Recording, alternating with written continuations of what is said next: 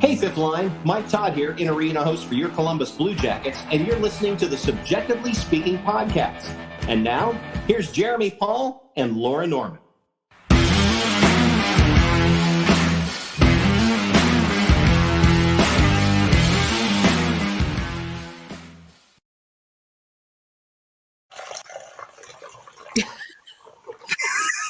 Happy birthday! Happy birthday! What is up, everyone, and welcome to Subjectively Speaking. My name is Jeremy.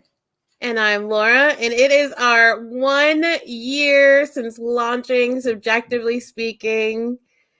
And boy, oh boy, has it been a year. Yeah, it feels like it's been 8. And I don't know, that's definitely a good thing, but also just a testament to what this last year has been like in life. It's just been so wild. Yes. But yeah, it feels like we've been doing the show for 8 years, but in reality, we've only been doing it for 365. No, last year was it's 2022. In my head, it's still 2020. So 365 days we've been doing this, which is just absolutely insane. This is episode 89, technically speaking, which also says something to the number of episodes we've released per day. If we've released 89 episodes in 365 days, are we okay? Yeah, it's a lot. It is a lot. It's a lot. But it's been great, and I love every second of it, and we are so glad to be spending it with you all. We had originally talked about, how are we going to get around talking about the fact that the Blue Jackets lost 9-2 on Saturday? And we were like, let's just not talk about it. Yeah, no, it was a dumpster fire, and we're not ruining our party with that dumpster fire of a game. Absolutely not, because I don't believe in that. My personal belief is that we just act like Saturday didn't happen, and maybe the NHL let it not happen, and we could just move on from it, and it's fine. Yeah, according to my brain, the Blue Jackets didn't play on Saturday. I think they thought. I think somebody got the memo wrong, and the game that's supposed to be tomorrow, they thought that Saturday's game was postponed and that they were playing tomorrow in New York. So I think that something just got mixed up, and that's okay, because you know what doesn't get mixed up? Our birthday celebration. We have so many fun things planned for you all. We have some friends coming by the podcast. They're going to stop in. We've got 4 guests coming your way, which we're not going to tell you who they are. We're just going to let them show up, and then you're going to get excited with us. No, it's going to be like on Mr. Rogers when someone rings the doorbell and they're just like, hello. I love Mr. Rogers. Did you ever see the movie, the new one with Tom Hanks? I have not, because I just have not emotionally been ready to. I mean, I cried, and you know how I am with movies, so if that tells you anything. I'm just impressed you sat through a whole movie, to be honest. Me too, but it was in one of those lounge chair movie theaters where popcorn was at a premium, so that's how we did it. But it's not just our birthday. That's the really exciting thing about January 17th. So it's also our friend Pashi's birthday. Pashi, shout out to you. Pash. Happy birthday to you. And you all know our friend Catherine, Miss Catherine Dobbs, the Chief Marketing Officer of the Columbus Blue Jackets, Senior Vice President of Marketing Communications, all that fun stuff. I probably butchered her title, but it is her mom's birthday. And what does her mom love? Her mom loves 3 things. Well, 4 things. Her mom loves her and her daughter, of course. Correct. And she loves Fun Dip. She does love Fun Dip. She loves the Blue Jackets. She does. Go Jackets. And she loves herself some Fireball whiskey. Who doesn't, right? Unironically, big fan of Fireball here in this house. So I think that we should send a cheers up to Catherine's mom. We should. I don't have Fireball because I don't like cinnamon, so I'm sorry. So if anyone's curious, we are currently looking for a new co-host with Subjectively Speaking. You really just have to be a good time, because really that's all we are. So it took him so little time to be a dick on this live episode. So I don't want to change up for the folks. You know what I mean? So anyway, cheers to the fabulous Catherine's mom. Yeah. So I have Southern Comfort in my fucking hooray glass. As you should. Okay. Cheers, girl. Oh, hit the table. You got to hit the table. Remember? All right. We got to try this again. This is bad form. Okay. Ready? Wait, are we cheersing? Okay. Cheers, hit the table, take it. Girl, okay. Come on, college. I'm ready. Okay. All right, 3, 2. Oh my God, we are bad at this. Okay, no, for real this time. 3, 2, 1.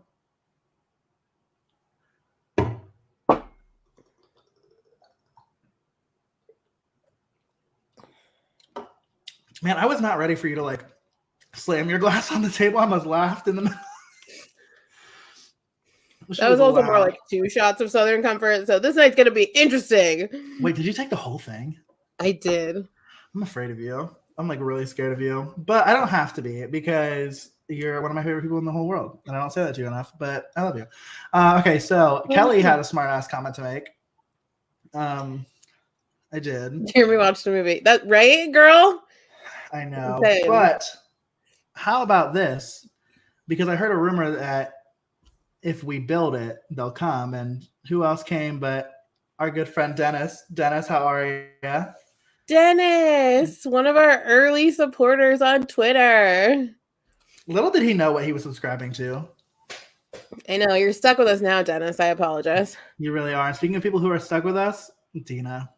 Dina, you are absolutely stuck with us. Hi. You all know Dina. She was on the show. She's going to have to be on the show again sometime soon. Hopefully we can convince her. Hopefully we haven't scared her away. To talk all things Monsters hockey and AHL. So we love Dina on this podcast. You've got to check it out. And Dan, who is currently leading the division, he said, yeah, at least Florida did that to everyone this past week. That's true. Florida did absolutely ruin. We were not alone. We were not alone. Correct. And so Dan, speaking of not alone, is currently not alone at the top of your division for fantasy hockey. You all are in a 3-way tie. So 3-way tie for first place, and I am quickly going to be in second place because Dan's going to win, and Amanda is going to more than likely kick my ass this week. So I will move into the second place position, and those two can battle it out for first for a while. Yeah, Dan had something to say about that. He's going to let you know.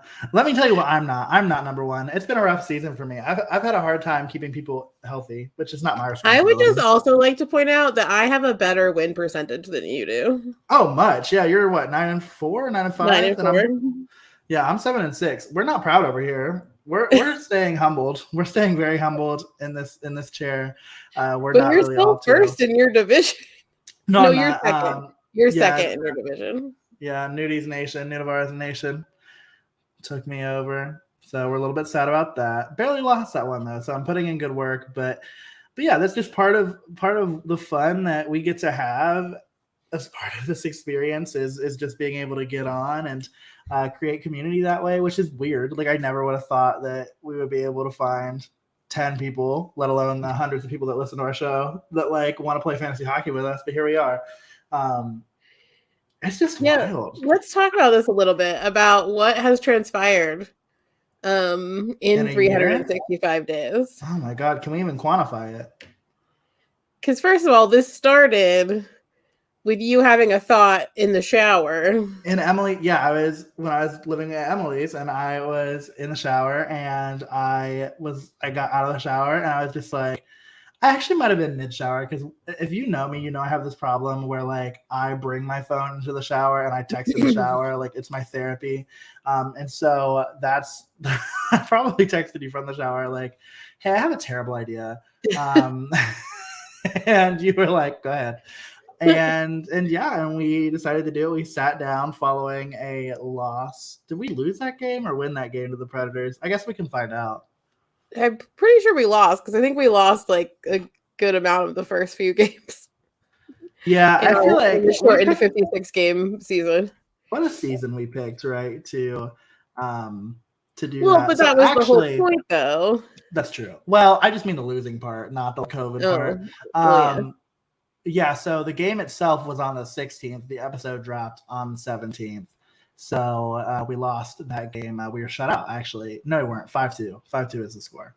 It was 1-1 going into the third period. And, well,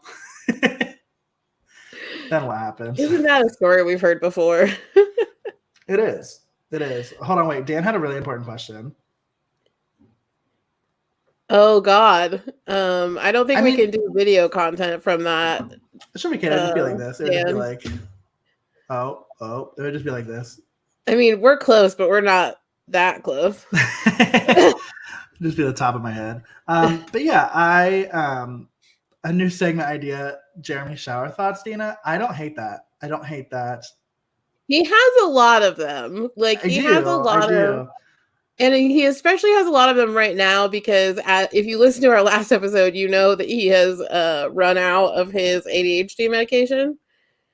Oh, So he has. He is real loose with his thought process. Major apologies to anybody that has to interact with me over the course of the next couple of months.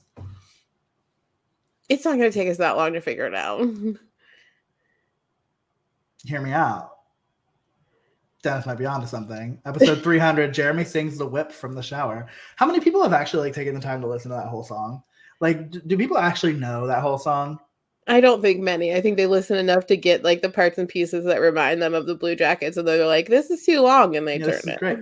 It's a fascinating song. It's just like because the whole melody is that like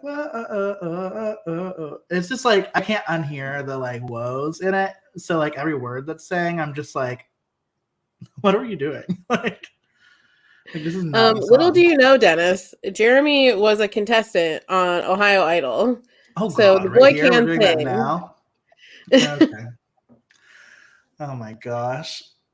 Listen, out here spilling all the tea, telling all the secrets. Wait, is Dina raising her hand? Does she have a question? Or is she like praising? What's going on? Dina, yes.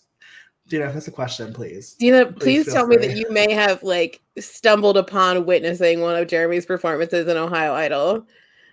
Oh, God, could you imagine? We just ran into each other in Mount Vernon at the finale. I'm just telling you that I'm still mad about it. The finale was in Mount Vernon? It was at the Dan Emmett Music Festival.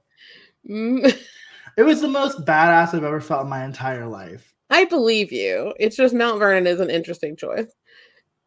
Correct. Yeah. Keep in mind, during that entire part of my life, we went to the Seneca County Fair, the Hocking County Fair, the Johnny Appleseed Festival at in Lisbon, Ohio, if you're familiar.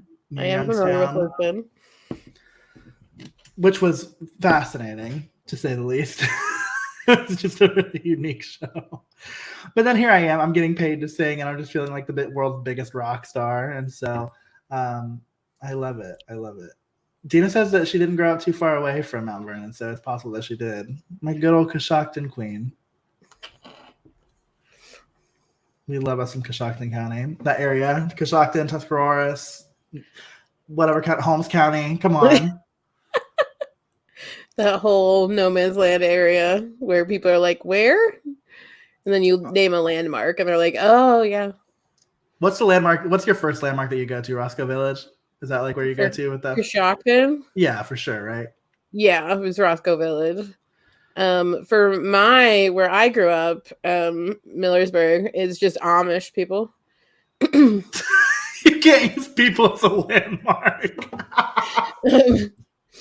They have Millersburg, Holmes County has the largest population of Amish people outside of like Europe.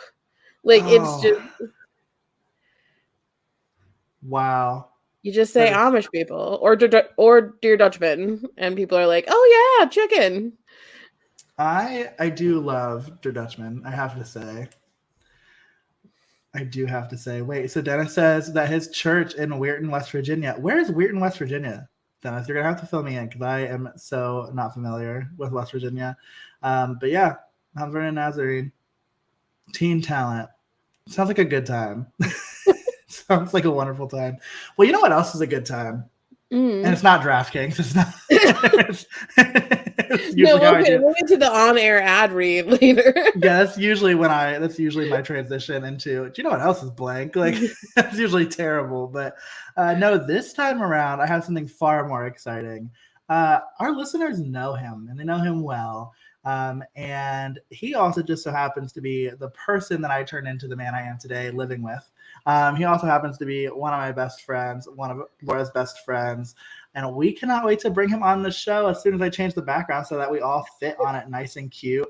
And that is none other than Steven Schreck. Steven!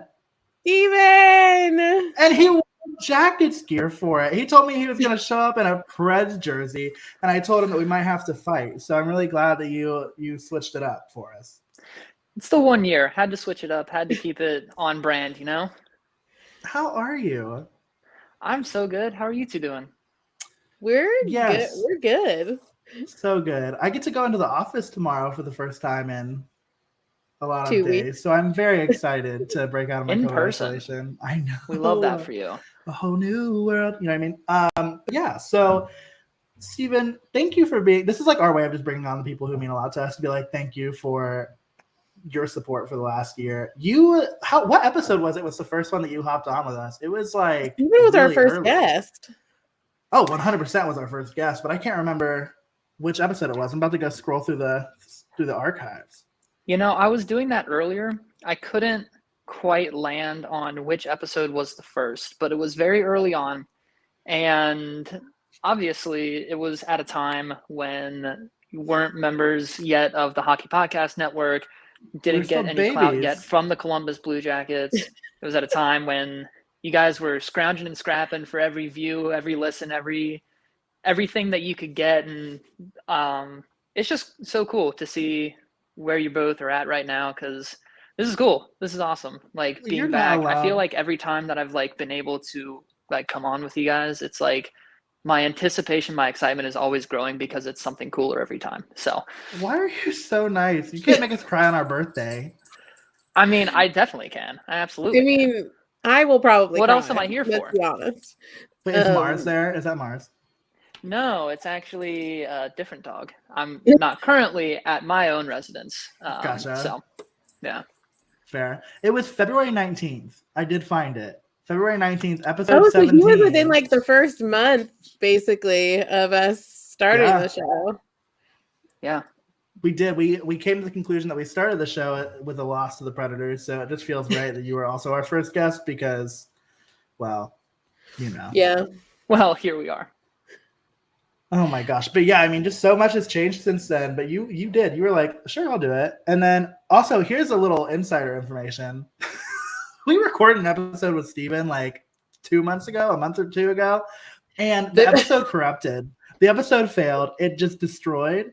And it doesn't exist anymore. We had the world's hardest time recording the episode because our audio was just messed up, like our Wi-Fi and stuff. It was on my end, it was bad, and it just like kept going in and out. And I went to upload it, and it said, no. It was also like a crackhead episode. Like it was not. Poor Steven. Bad. The other insider information is that I was already in bed. It was 11 o'clock at night. Jeremy had a flight the next morning. He did. To go out of Ohio. I did. And so you probably slept less than 4 hours that night because you hadn't started packing yet. He slept 45 We had to minutes, restart Steven. the episode after 15 minutes. And then I disconnected from the chat after I asked you all a question and had to come back in 15 minutes later and never heard any of your answers. So maybe it's an okay thing that file got corrupted. It's okay. Obviously, that was a turning point for the Preds in our season. So yeah, it's okay. That was it. That was how we knew. Let's when we knew. The Predators are out here actually playing hockey, and I don't playing know how it well. This is not what I anticipated from their season, to be honest with you. But they're surprising me. I try to keep up with other podcasts and stuff like that, like more of the national podcasts that like talk about every team, and everybody keeps saying, I keep waiting for the Predators to stop, and they just don't. They just don't stop. Well, yeah, my cousin lives out in Colorado now, and the Avalanche are like the top team in their division right now. It's them and the Predators, so it's been fun to watch. Kind of fun to chat with them too, and kind of see how they're doing. So now, is that the cousin? Columbus is still fun to watch, though. I don't want to be too far off on a tangent on today of all days talking about Nashville. But some days we're fun to watch. Some days we lose. Other days we lose 9-2. Anyway, is that the cousin? Is that the cousin that was living in Nashville and was like the reason that you fell in love with the Predators? Yep. Wow, meta. That would be him. That would be him. He lived in Chicago for a time too. So then he was going to Blackhawks games. I'm so Now glad he's that out you in- didn't. I'm so glad that Yeah, you skipped over that phase. Yeah. I'm very glad you're not a Blackhawks fan, Steven, Oh my because we want gosh, no no. joy for the Blackhawks. Never. None, not even an ounce. You know, except for when Never. they beat us, of course, because that's great. Yeah, naturally. Which is usually, but It's too Yeah. unfortunate. But You know. But Steven's really seen us through every single transition from our original logo. He wait, saw hold the on, yeah, logo. no. Dan said that old logo show. Old logo show. old logo show. I actually don't. Our old logo does not exist on our Instagram anymore, so I should like post it as a throwback. I feel like we Really? archived it. Yeah, we archived everything, but it's not available to the public. And you can Yeah. find that old logo on our Patreon page. No, I'm kidding. Could you The imagine? Patreon that we thought about and then could not figure out prize tiers. Could not figure out price tiers and could not justify ever having anybody pay any amount of money to listen to us weirdos talk about Yeah. anything. There's also that. Wait, Steven, what are you drinking? Are you drinking an alcoholic beverage or are you keeping it kosher on this Monday evening? Sangria? Yes, Ooh. sir. Yes, of course it is. Of course A little it bit is. celebratory, you know? Yeah, I'm drinking It's celebratory. Blake's Homestead Honey Peach. I got it. I was near my dad's, and Blake's is right next to my dad, so I grabbed me some of that because you know how I am. So I have a curious question Oh, for you no. all. When it's kind of a good question, but also a bad question, bringing Love up a it. bad memory. But Okay. when the Jackets lose like they did 9-2 against Florida, what is the drink of choice on a night like that for a Blue Jackets fan like you? Laura. I had a very, very strong whiskey and Coke that night. Mhm. And a lot of just emotions. Jeremy kept telling me I could turn off the game, and I was like, no, this is our business. I have to feel the pain that the other fifth liners are feeling. Oh my It was gosh. terrible. It was absolutely terrible. Can I let you in on a secret, everybody who's watching? You did not watch the game. I watched the first 7 minutes of the game because it was halftime of the Bengals game. And so I did watch them give up 2 or 3. I might have made it to 3. And then I was like, "Oh my god." And then the third quarter had started for the Bengals game, and I will tell you, I did in fact find far more joy out of that situation than I did. Absolutely. So I had a celebratory my dad had a bottle of Crown XR. So we had a celebratory shot of Crown XR to celebrate the Bengals. And then I cracked open a nice cold can of Skyline chili. There you go. Ew. Was it actually ice cold though? On the rocks. Ew. No. with an At oyster least put with that an in the microwave or something. with an oyster cracker like rim. It's just like I'm crunched. imagining. And the I'm hot just sauce. imagining it. Actually, hold up, hear me out. I don't hate that You're idea. You might like be onto eating something cold here. chili. But think, I mean, like, okay, people literally willingly drink Bloody Marys, so I can't feel like I'm far off on the like. Chili has opportunity chunks. Chili has chunks. There's a difference. I don't know. Bloody Marys have like don't people put olives in Bloody Marys, or are they just on Not on a stick? skewer. They're not just like. We You're can thinking of a blend it. dirty martini. That's We'll when you blend have it. the olive on a skewer. That is true. But I do think we could blend it. We could blend it to get to the consistency we desire. Yeah. I'm sure if you really set your mind to it, like a true Cincinnatian would, then you could achieve something that no one else has ever wanted to attempt before. I'm just gonna hard pass on eating cold chili. With some grippos. Oh, you're going in the wrong direction now. You're on Wait, a was that slippery like? slope Do you there, not my like friend. grippos? Wait, do you not like? I do Grippos? like Grippos, but now Okay. you're combining it with ice cold Skyline chili and dirty martinis, and it's just No, the red flag. The red flag was ice cold chili. We didn't really need Yeah. to get to grippos before we threw the red flag. But no. now I want grippos. Grippos are like probably my favorite chip. The barbecue ones can never go wrong. They're so good. They Jen, are so good. my cousin Jen is letting us know. Thank That you, was Jen. I mean, I agree with Jen. Are you sure? I think we should do it. No, I'm not eating cold chili. Jennifer, I appreciate you. But I just think we should do it. I think we should do it. We'll do that for the next time that Steven's on the show. Well, I'll take a shot of cold Skyline chili. And again, Steven is on my side. We're not eating cold chili. Then I'll do it. It'll be great. We'll watch you. Thank you. Yeah. I love it. Well, I also wanted to say, off of Skyline Chili for just a moment, I was also around at the time when you had 2 podcasts going at the same time. Laura and I were just talking about this, actually. Of CBJectively Speaking and Line Change Media. CBJectively. God, we struggled so hard with that name for like the longest time. Like, was it subjectively? Was it objectively? Was it doomed to fail? It was like, was it doomed? Was it? What are we doing? This is terrible. But I'm glad you re-released that interview that you did on Line Change Media, because I think it was really impactful and that was a really good listen. So I'm just going to do a quick plug for your podcast. If you go and listen to that interview that Jeremy did way back when, I can't remember his name. With Curtis Gabriel. Yes. Yep. Yes, with Curtis Gabriel. Absolutely. Very good interview. Very good. Currently playing for the Rockford Ice Hogs. Yes, the only adjacent person to the Chicago Blackhawks that we support. Correct. Right.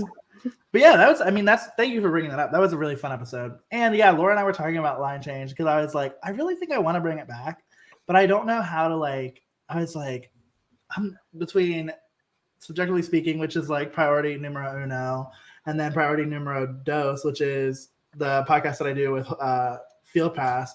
I was like, I don't know if I have the ability to sit and listen to myself talk for another half an hour a week or every 2 weeks or something like that. If I did bring it back, I feel like I wouldn't do it every week. I feel like it would be like whenever anything big happened or things like that. So I might do it. Stay tuned. One day. I think once you take a couple plates down that you're spinning, it will come to you how you would like to pursue line change again. And for anyone who isn't aware, Jeremy used to do a podcast called Line Change, which was all about diversity and inclusion efforts within the hockey community. And he had Curtis Gabriel, really huge get. You're welcome, by the way, because I am the one who... She did. She was like, you should just ask him. Just ask him. And I was like, okay, great. And then I did. Because he responded to one of my Instagram DMs congratulating him about something. So I was like, clearly he's checking like his DMs because I'm just some random girl. So, you know. I mean, hey, it worked.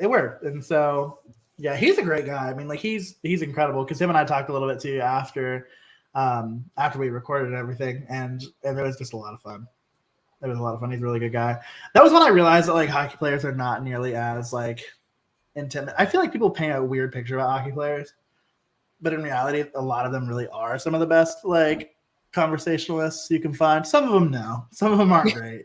In my experience, I've found that some of them are really bad at speaking, but for the most part, most of them are great. But what are you gonna do? It's just the life we live. We need to get our first player on this show. We need to get our first player on this show. That's what we're holding out for. I know. Hopefully soon. Who do we think we should get? Let us know in the comments who we should get. Yeah, let us know who you would want to hear us interview, because that's a very specific situation. Like, who would you like us to interview? Right. Steven. Ooh, Steven. Cole Sillinger. I would love that. I would love to have Cole. Love to have Cole. I think it would be a really fun time, a really interesting interview, a lot of insight for a young player. I do think it'd be great. Wait, how hold on. does he vibe with us? The people want text. Oh. When people want text, hold on. We also got Vlad. Oh, we got Elvis or Vlad. The way that I would not be able to speak if Elvis was on this show. We couldn't host. Yeah, it would be me and Laura. Or me and Elvis. So Laura would have to be. I would just be sitting here going. Laura would literally be like, what position do you play? She'd be like, and then I would have to away myself from all of hockey existence. Hold on, wait, Dennis. If we could find a way to do this. So if anybody in the chat knows Jaromir Jagr personally, just let me know. We can get him. We can get that figured out. But my God, is he still in the league? He's not in the league anymore, right? No, he plays. He retired a couple years back. Well, he plays in the Czech Republic. It was actually longer ago than I thought, but he basically like keeps playing hockey because he has an ownership stake in this Czech team, and he's afraid that if he stops playing for them that they're going to go under. And so he just keeps playing. He's like in his mid-40s, I think, if not older. So he's just going to turn to dust on the ice one day? He might. He literally Just like might. Tom Brady will turn to dust on the football field, Jaromir Jagr is just going to be on the ice one day, and that's it. Correct. Out they go. As they do. Stephen, I cannot begin to express how thankful we are that you took time out of your busy evening to come and hang out with us and celebrate, drink your little sangria with us. You know it. I love it. You said, hey, what are you up to tonight? And I was like, I have a suspicion since it's snowing outside and he's not in the same state that this could be something virtual. And you mentioned the podcast. I was like, yes, 100%. And I didn't wait until like 7 minutes before recording this time. So it's growth. It's really, it's growth on my end. And I'm not even medicated. Yeah, without the medication. So, oh my gosh. And honestly, Stephen, we could not do our 1 year anniversary episode without you. You have truly, I mean this from the bottom of my heart, been such a big supporter for us. And, you know, your episodes always do so well. So, you know, obviously no one will hear the one that's been lost to the ether, but, you know. We'll know. We'll know. Let's just subscribe to our Patreon. No, I'm kidding. It's gone. It's gone forever. It's gone. That's the next step. No, it's definitely, right? It is all just white noise at this point. But no, we just can't thank you enough. And we can't wait to have you on for another episode. And obviously going to games and stuff with us once Jeremy returns to Ohio, you know. Absolutely. I catch Milwaukee Admiral thank you games guys up here, though, because they're the Nashville Predators affiliate. So if you ever want to catch an AHL game that's related to your Predators, just let me know. Quick hop up north. That's what I'm saying. A lot of breweries here, so I feel like we'd have a good time. Find me there. Absolutely. Well, thank you guys. I appreciate you guys a lot and having me on and continually asking me back. It's pretty cool.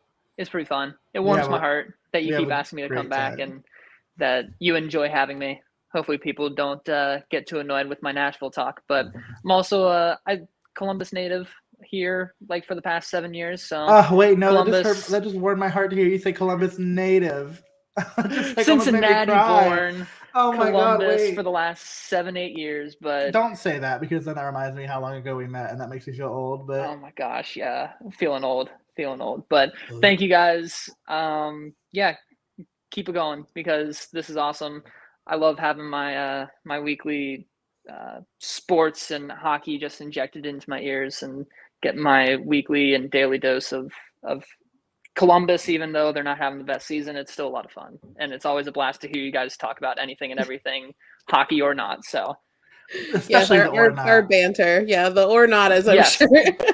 I'm here for the banter, but also here for the hockey. So fair. Well, hey, happy early birthday, Rachel. Tell her we said happy early birthday. I will pass that along to her. Absolutely. Everybody was born in January. You can't tell me otherwise. Yeah. It's just like what's crazy. My mom's birthday is in 5 days now. It's the 17th still, right? Yeah, 5 days now. Happy birthday. Yeah. My heart. There you go. All the January birthdays. But all right. Well, thanks, guys. I think you have another person coming on, right? So we do. We do soon. So y'all. A little bit of a little sneak peek. We got somebody else coming by, but Stephen, slide that transition in there for you. So I'll pop out. All right. See you guys. Take care, Stephen. Bye, guys. Bye. I love him. He's literally one of my favorite people in the entire world. There were some comments that came through that I wanted to throw up here while we were in this little intermission. So Dan, yes. So when is the Grand Rapids Griffins podcast starting? So I don't have one of those. I will never have one of those because I don't have the energy for it. But Dan, talk about the Griffins him in way too many ways. We do. Well, we do have conversations about the Griffins on Holy Grail, and that's the AHL podcast that I co-host with all the fine folks at Field Pass Hockey, Dina being one of them. And we had Jonathan Berggren on there. Yeah, we did Jonathan Berggren. So yeah, you can get your interview content there. It's a lot of fun. He's probably the most Swedish person in the entire world. They went to IKEA 2 days before Christmas as their Christmas celebration to have Swedish meatballs. Hey, when you need a taste at home, you need a taste at home. Isn't that iconic? That is iconic. It truly is. That's actually like the world's most perfect segue. It's early. It's 5 minutes early. I can see her in the queue. It's probably the most perfect should we tell the story when she's on here or before? 100%. We're telling the story when she gets on here. Yeah, so there's a really fun IKEA story with our next guest. And our next guest is somebody that you all have heard us talk about, like almost every episode. Like I feel like we name drop them every single show, but we haven't had them on yet, which is dumb. Like I don't know why we haven't done that. She was on Line Change though. She was, yeah. We did have a nice little fun conversation about our fun little trade scenarios, one of which included Alex Petrangelo and a firm handshake, which I actually think is the name of that episode. So if you're looking for it, you can find it there with that. But without any further ado, how about we welcome to the stage, Miss Kelly Blaine. Hello. Yeah, and she's got merch on. She's doing so much better than us. Repping my merch. Oh my god. Truly, we are both wearing non-associated merch, but it's all good. Well, it's like associated, but not like associated. You know what I mean? Yeah. I mean, if Homage wants to sponsor us, we're here for it. We are here for it. But what I'm also here for, Kelly, I feel like you have to tell the story. I feel like you have to tell the Swedish story. I feel like it's not as funny as we make it out to be. No, I think it's hilarious. I think it's the funniest thing. So, me and Jeremy, and I think my brother Kyle was there also. We're at one of those like Blue Jackets. I don't know if it's a season ticket holder thing or what, like a meet the team situation. This was back when we had Alexander Wenberg, and we were in line to meet him. And I like to think of like conversation starters, so it's not just like a hey, they sign it, thanks, and I leave, which I'm sure that's all they want, but I want to converse. So I'm thinking, what can I say to Alexander Wenberg? And recently, the IKEA at Polaris had opened, which, as you all know, is Swedish. And so I got to his table. He's signing whatever I was having him sign, probably one of those, like, free things. And I was like, have you been to IKEA? And he was like, I have. I was like, yeah, it's like a little taste at home.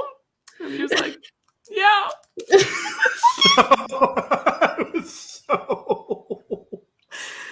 And we walked away, and Jimmy was like, IKEA? I was like, I don't know. I couldn't think of anything else. No, it was so good. It was probably one of my favorite moments. That's also, I think, the same. I had my own like asshole moment. That was not an asshole. I was gonna say I have one too, so I will happily share mine as well. I'd love to hear that. Well, mine happened like in this situation, like at this same event, because I had. So, like you said, Kelly, they had like given. I think it was like a ticket. It was like a fake ticket that was like really big. Yeah. Do you remember? And that's what like a lot of people were signing with, but I was like, no, like I'm gonna go to the blue line beforehand, and I got a wood block that was the Blue Jackets logo, and I was like, this is great. Like I'm gonna have everybody sign this, and then you can put it anywhere you want, and it's like a really nice like memento. It's like a really nice piece of team propaganda, if you will. Memorabilia, not propaganda. I don't know. Stop. Listen. And so I was like, at every table, they usually have a star or like a more well-known, like top of the lineup, starting lineup human with somebody who might not be, because they want to like kind of level it out, right? Like they don't want, I think back then this was when like you wouldn't want Seth Jones and, Sergei Bobrovsky at the same table. You got to break them up to kind of even stuff out. And so I forget who else was at this table with him, but Jonas Korpisalo was at a table. His name's spelled wrong. His name is spelled wrong, if you remember right. How do they spell it? Do they spell it like Jonas? Like the Jonas Brothers. So Jonas Korpisalo is at the table. And I'm like, this guy's like a backup. Like he always backs up Sergei Bobrovsky. So I'm like, I don't want him to sign the actual block. I want him to sign the ticket, like sign the ticket, and then he will probably like be elsewhere in a couple of years, and then it's no big deal. And then he turns out to be like the guy who sticks around after Bob's gone, like all this kind of stuff. Like went to the All-Star game. And here I am, right? Like, right, all-star goaltender. And here I am. I give the block to whoever he's with. I go, here's a piece of paper. I take the block. Snatch that thing off the table. Oh my God. It was just like those kind of things that I think back on. And I'm like, wow, I am that fan. I'm really terrible. They set it up, though. I feel like they set it up to be uncomfortable because, like, I don't want everyone to sign the, like, $50 thing I just purchased. I don't. Like, there's not room for everybody on it. I don't want everyone to sign it. And the worst part is you give it to the first guy, and they'll just keep passing it down the line to the next guy. And I'm like, absolutely not. Pass it to me, and I'll pass it to them if I want to. It's very... I don't like the way they do those. I wish they would change it because as someone with social anxiety and who doesn't like to hurt people's feelings, I don't like it, and it stresses me out. And Dan, thank you. Those are my dogs in the back that a friend painted. Oh my gosh, wait, no, I didn't even notice that at first. Yeah, I love them. So cute. Laura, we need to hear your story now.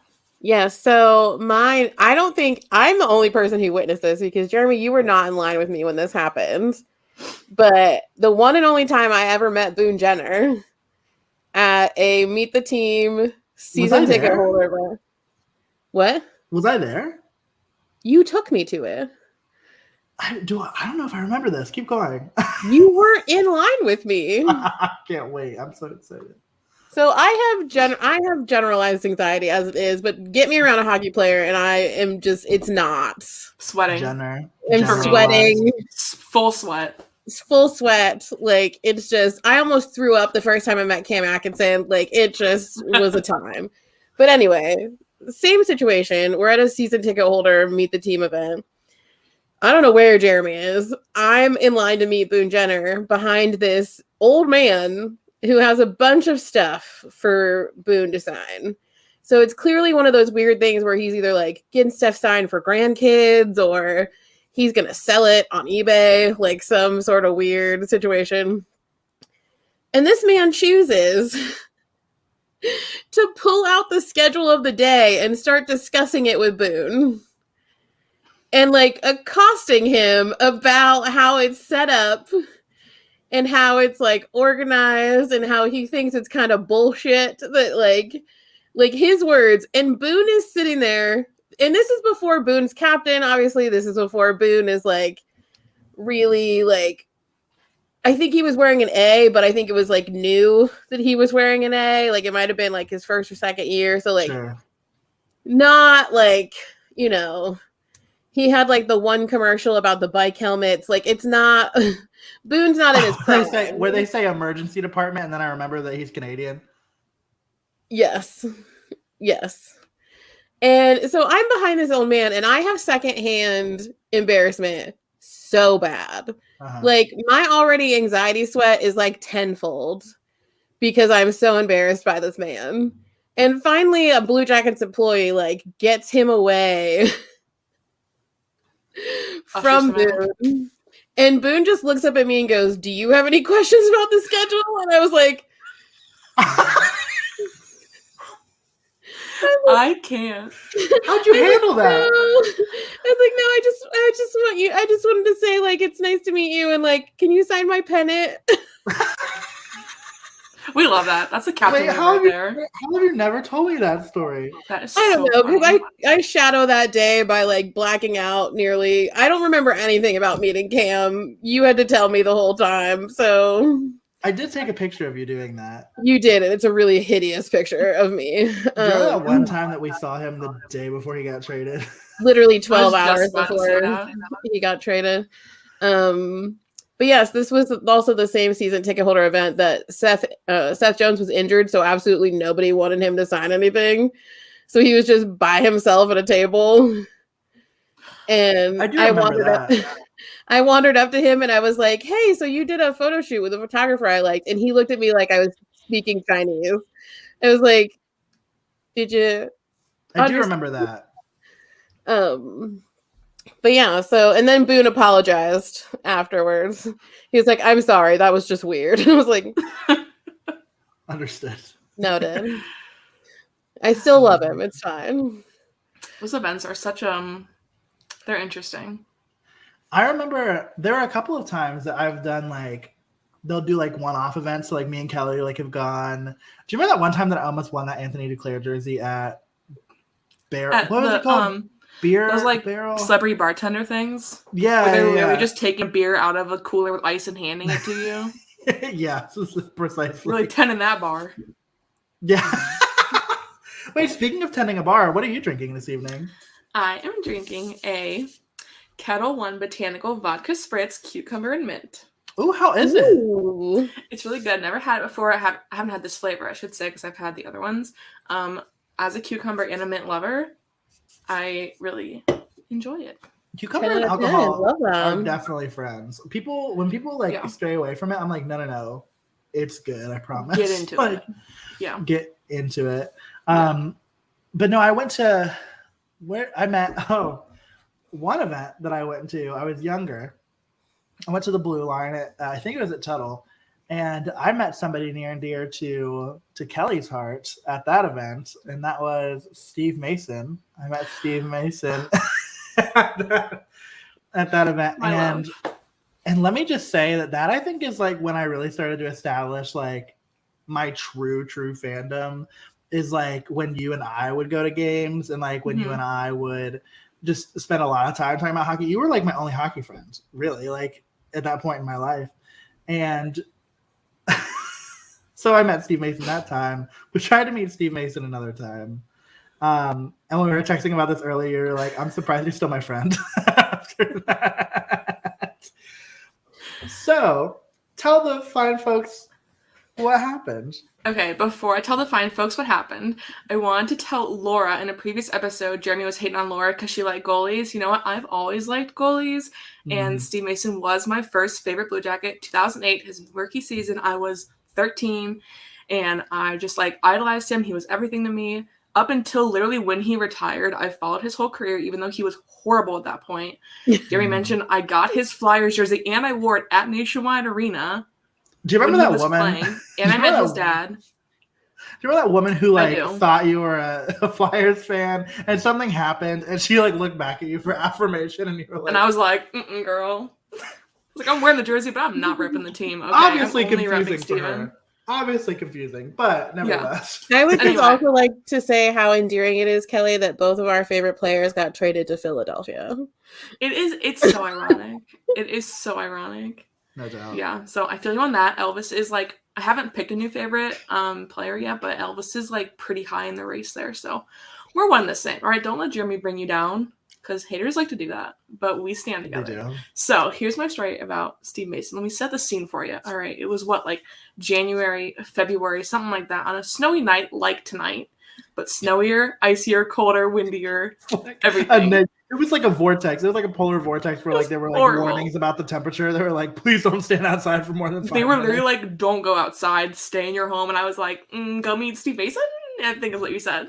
So this was the game, his first game back. And he was actually pretty good with Philly for his first couple years. Mm-hmm. And he was supposed to start. And I had like a little intel what hotel they were staying at, the Flyers were. And I wanted to get my Flyers jersey signed. So Jeremy was dragged by me downtown to this hotel, and we stood outside for like, I don't remember how long it was. It was like kind of a long time.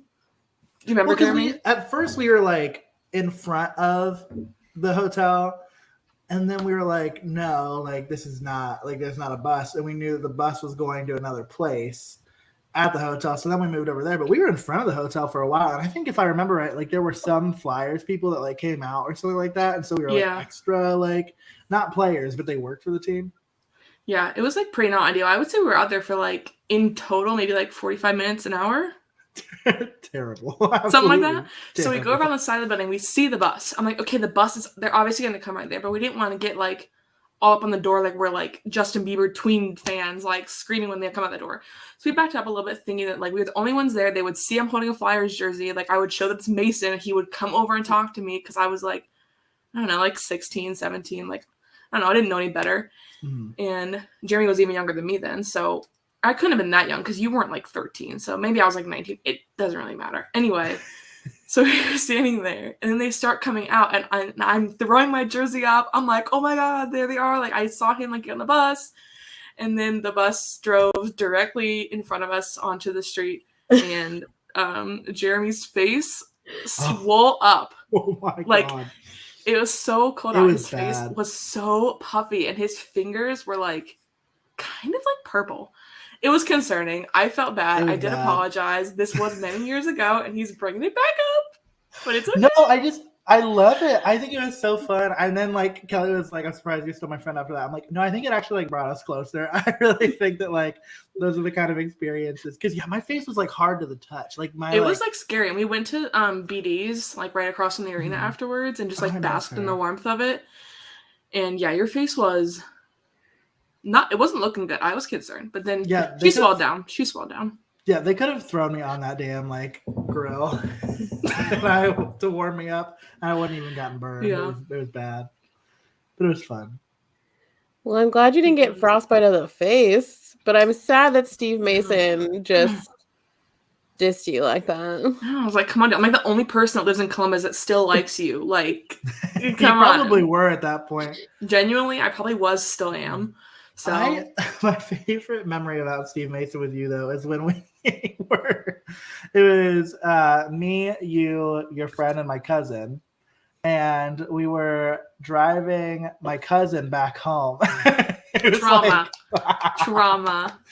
It was like probably less than a week after he'd been days. Traded. Yeah, days after he was traded. And the game was over. Obviously, we're driving home and we're listening to the post-game show. And you know how like sometimes on the post-game show, like a player will be like, "Hi, this is blank," and you're listening to 97.1, like flagship Blue Jacket station. And we just hear, "Hi, this is Steve Mason, goaltender for the Columbus Blue Jackets," and you're listening to 97. Blah, blah, blah. And she just like, I don't know if you stopped in the middle of the road, but you like screamed a guttural full scream. body, like from my toenails to like the last hair of my head, screamed. It was traumatizing. Laura, I like to think that you'd react the same way if you had heard Cam on the radio. Oh no, I reacted similarly. I mean, after I stopped crying, and then Jeremy was like, "Oh, do you think he's gonna play at that softball game anymore?" And I was like, just full on, like, I think I passed out. I was like, I can't think about it. He didn't. He did not. Yeah, I was going to say he did not play at that game. We went to see Jack Roslovic and Oliver Bjorkstrand and Jean-Luc Grandpierre play.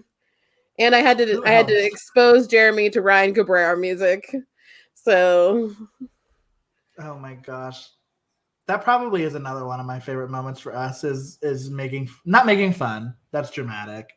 But poking fun at Jeff Rimmer for saying who else but Oliver Bjorkstrand. And like his first season where he was like kind of like mediocre. He was a nobody. He was like, I barely even knew his name and his number that correlated together. Like I had to be looking at that little program to correlate them. And he scores like I don't think it was like amazing goal. It was just like a goal. Jeff Rimmer goes, and who else to score but Oliver Bjorkstrand? We were like, who else? I'm like, anyone else. Cam, Nick, Boone, Zach, like literally anyone else. I don't know what this is, Jeffrey. But wasn't that the game that like I was over at you and Kyle's and I said we were losing to the Maple Leafs like 3-1 and I said if we win this game I'll drop out of college and then we did. Like we won. Like do you remember that? Yeah, I do. I didn't drop out, but we did win. So, you know. Speaking of winning, I'm winning today in our fantasy league as I have Dude, what the hell? On my fantasy team and he scored 5 goals. And I also have Dylan Larkin who scored 2 goals. So I'm already at almost 30 points on day 1. Yeah, you're killing it. Yeah, I'm related. I started slow. I've won 4 weeks in a row now, so I'm worried about you. Good. To be honest, I beat my brother, so that was bragging rights. Yeah, she's coming back. She's coming back, folks. But we'll see. You really are. And Dina, this is unrelated, but don't check fantasy hockey this week because you might be going up against somebody who has Timo Meier on their team.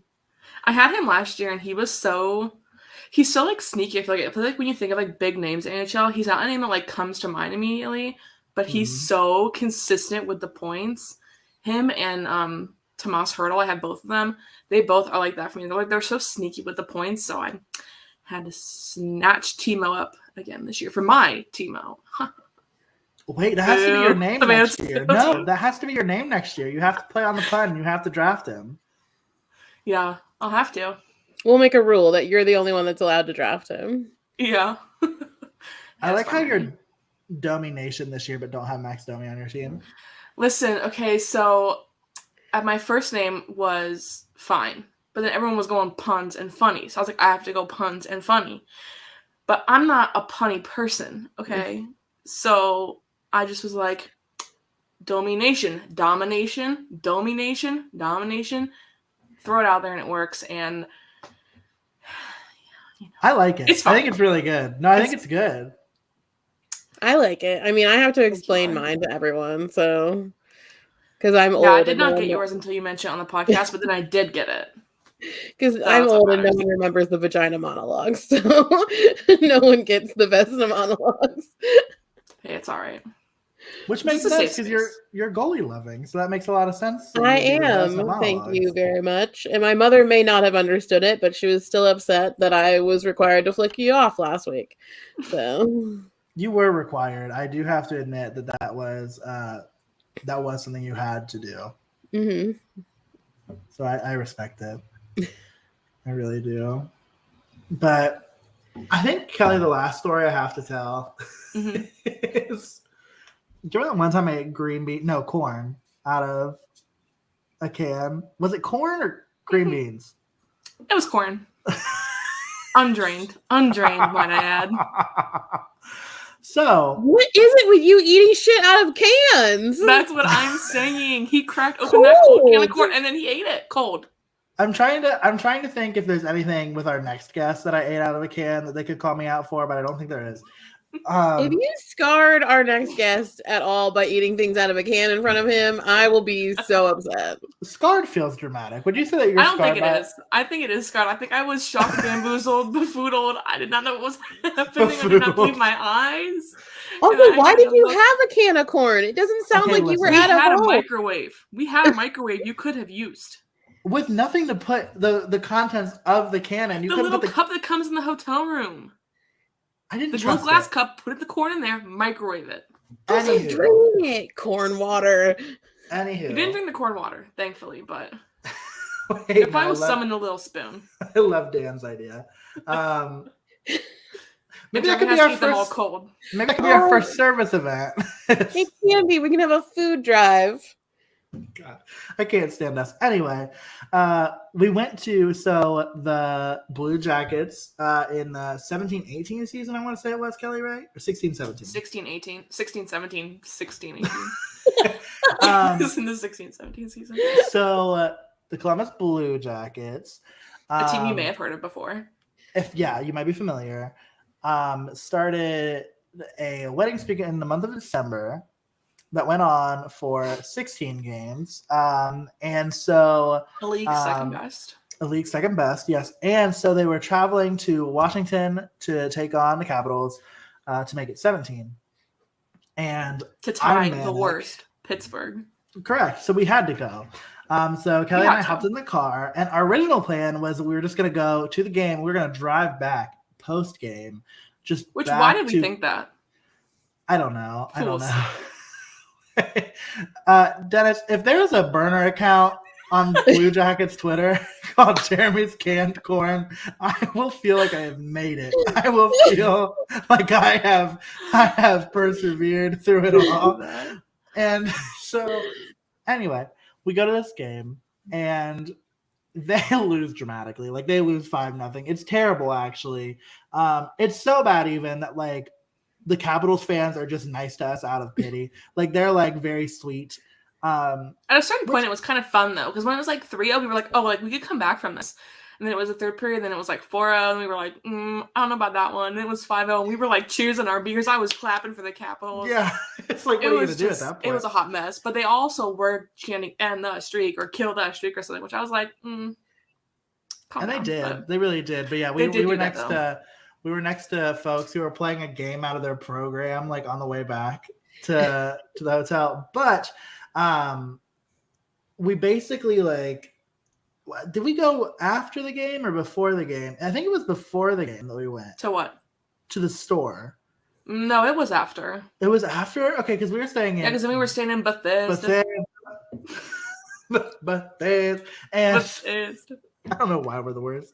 And we I think I was doing Weight Watchers at the time. I'm gonna be honest. We hate diet culture, and I literally was like, I don't know what to eat for dinner, so I got a can of corn.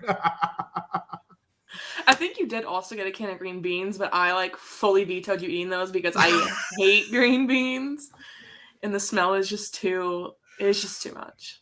Oh yeah, and so I did. On that trip, I bought a nightgown to sleep in at the hotel, and I still have it to this day, and it is so comfortable. Do you but really? I love it does give me a little trauma when I wear it, but it's okay. It's fine. And they gave us cookies there, which was nice. But I do remember you on Weight Watchers. I got to eat your cookie. Yeah, so it was at a There DoubleTree. wasn't a pre-made salad or any sort of And it was a super Target, Laura. There were so many other options, and he chose a can of corn. I was down and a spoon. bad. I'm pretty sure you bought a metal spoon, one singular spoon. No, not really. I think so. How else would you have eaten it? I don't think you were dumping it into your mouth. Oh, I wasn't doing that. I know for sure I wasn't doing that. But somebody's taking the lid and We'll get Jeremy's canned corn, and then we'll also get at Jeremy's spoon. At Jeremy's singular spoon. Singular spoon. Yeah. Hold on, Dan. Thank you so much for being here. I appreciate you. Thank you, so Dan. Much love to you always. We love you. Also, wait, Absolutely. Dan, are you Mike was telling me that you're from the Grand Rapids area. So if you're up here ever, let me know. We'll catch a Griffins game. We have to do that. But anyway, yes, our adventures are just, they're messy. I can't. But was that one better or worse than when we went to the playoff game in Pittsburgh and got expletives thrown at us, middle fingers in our face, and then after we lost, all the alcohol stores were not selling alcohol anymore, and we had to go sleep in the hotel where the power went out twice. Yeah, I think that one might be worse than the cream. It was so much worse. It was so much worse. Yeah. That little kid who came up to us and literally just went. Do you remember that? Right in your face like that. Yes. You were like, hello. I was like, where are your parents? I think I said that out loud. I was like, what? Why are you this way? But we spent no money on those away tickets. fans. We were so quiet and respectful. And we were literally just walking through the concourse to get food. And if you're an away fan that's ever been to Nationwide Arena and you've run into me, and I know Kelly for sure, and I'm assuming Laura too, I'm so nice to you. No, I kick all away fans in the shins. I'm such a bitch. Throw them over the ledge into the camera. I've never seen you interact with one. That's the only reason I say that. But I try not to interact with many humans because I am weird and am afraid of people. Host a podcast for an entire year. But Oh my gosh. I try to make it positive for away fans because when we were in Washington, their fans were so nice to us. And we were on the Metro platform. We were the only Blue Jackets fans I could see anywhere. But everyone was like, congrats on the streak. That was so awesome. Blah, blah, blah. And Pittsburgh fans be like, you suck. Blah, blah, blah, blah. They're so mean. So that's why I have a little special heart in my heart. A heart in my heart. I have two hearts.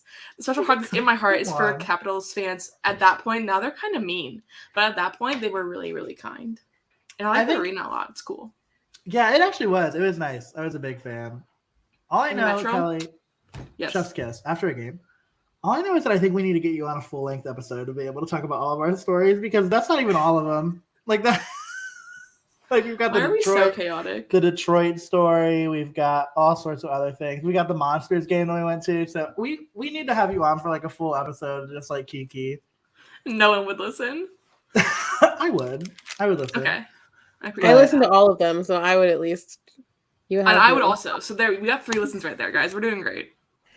Honestly, speaking of back a year ago, that sounds about right. Just bring us back to our roots of getting 4 or 5 listens per episode. Well, congrats on your accomplishment, everybody. Everybody, as in Jeremy and Laura, because none of the rest of us did anything. But I love listening to the podcast. Especially because I don't get to see you guys very often. It feels like I'm sitting with my friends, just talking about the Blue Jackets. And sometimes I talk, and it's weird because no one's listening. I love that. Wait, can you send me those moments? Sometimes I talk to us. I listen to the show a lot of times in the car, and sometimes I'm like, "What the hell are you talking about?"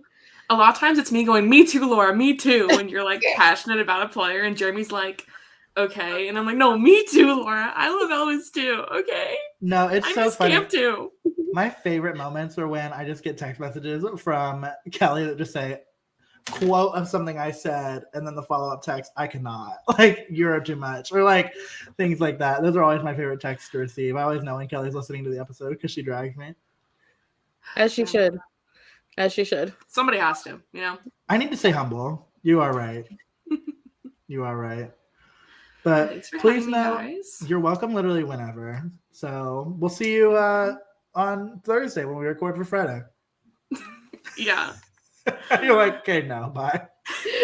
You're like, thanks for the offer, but I don't think she wants to listen to me sob about Cam Atkinson before we even play them. I am Do we play horrified for them? that. Soon? On Thursday.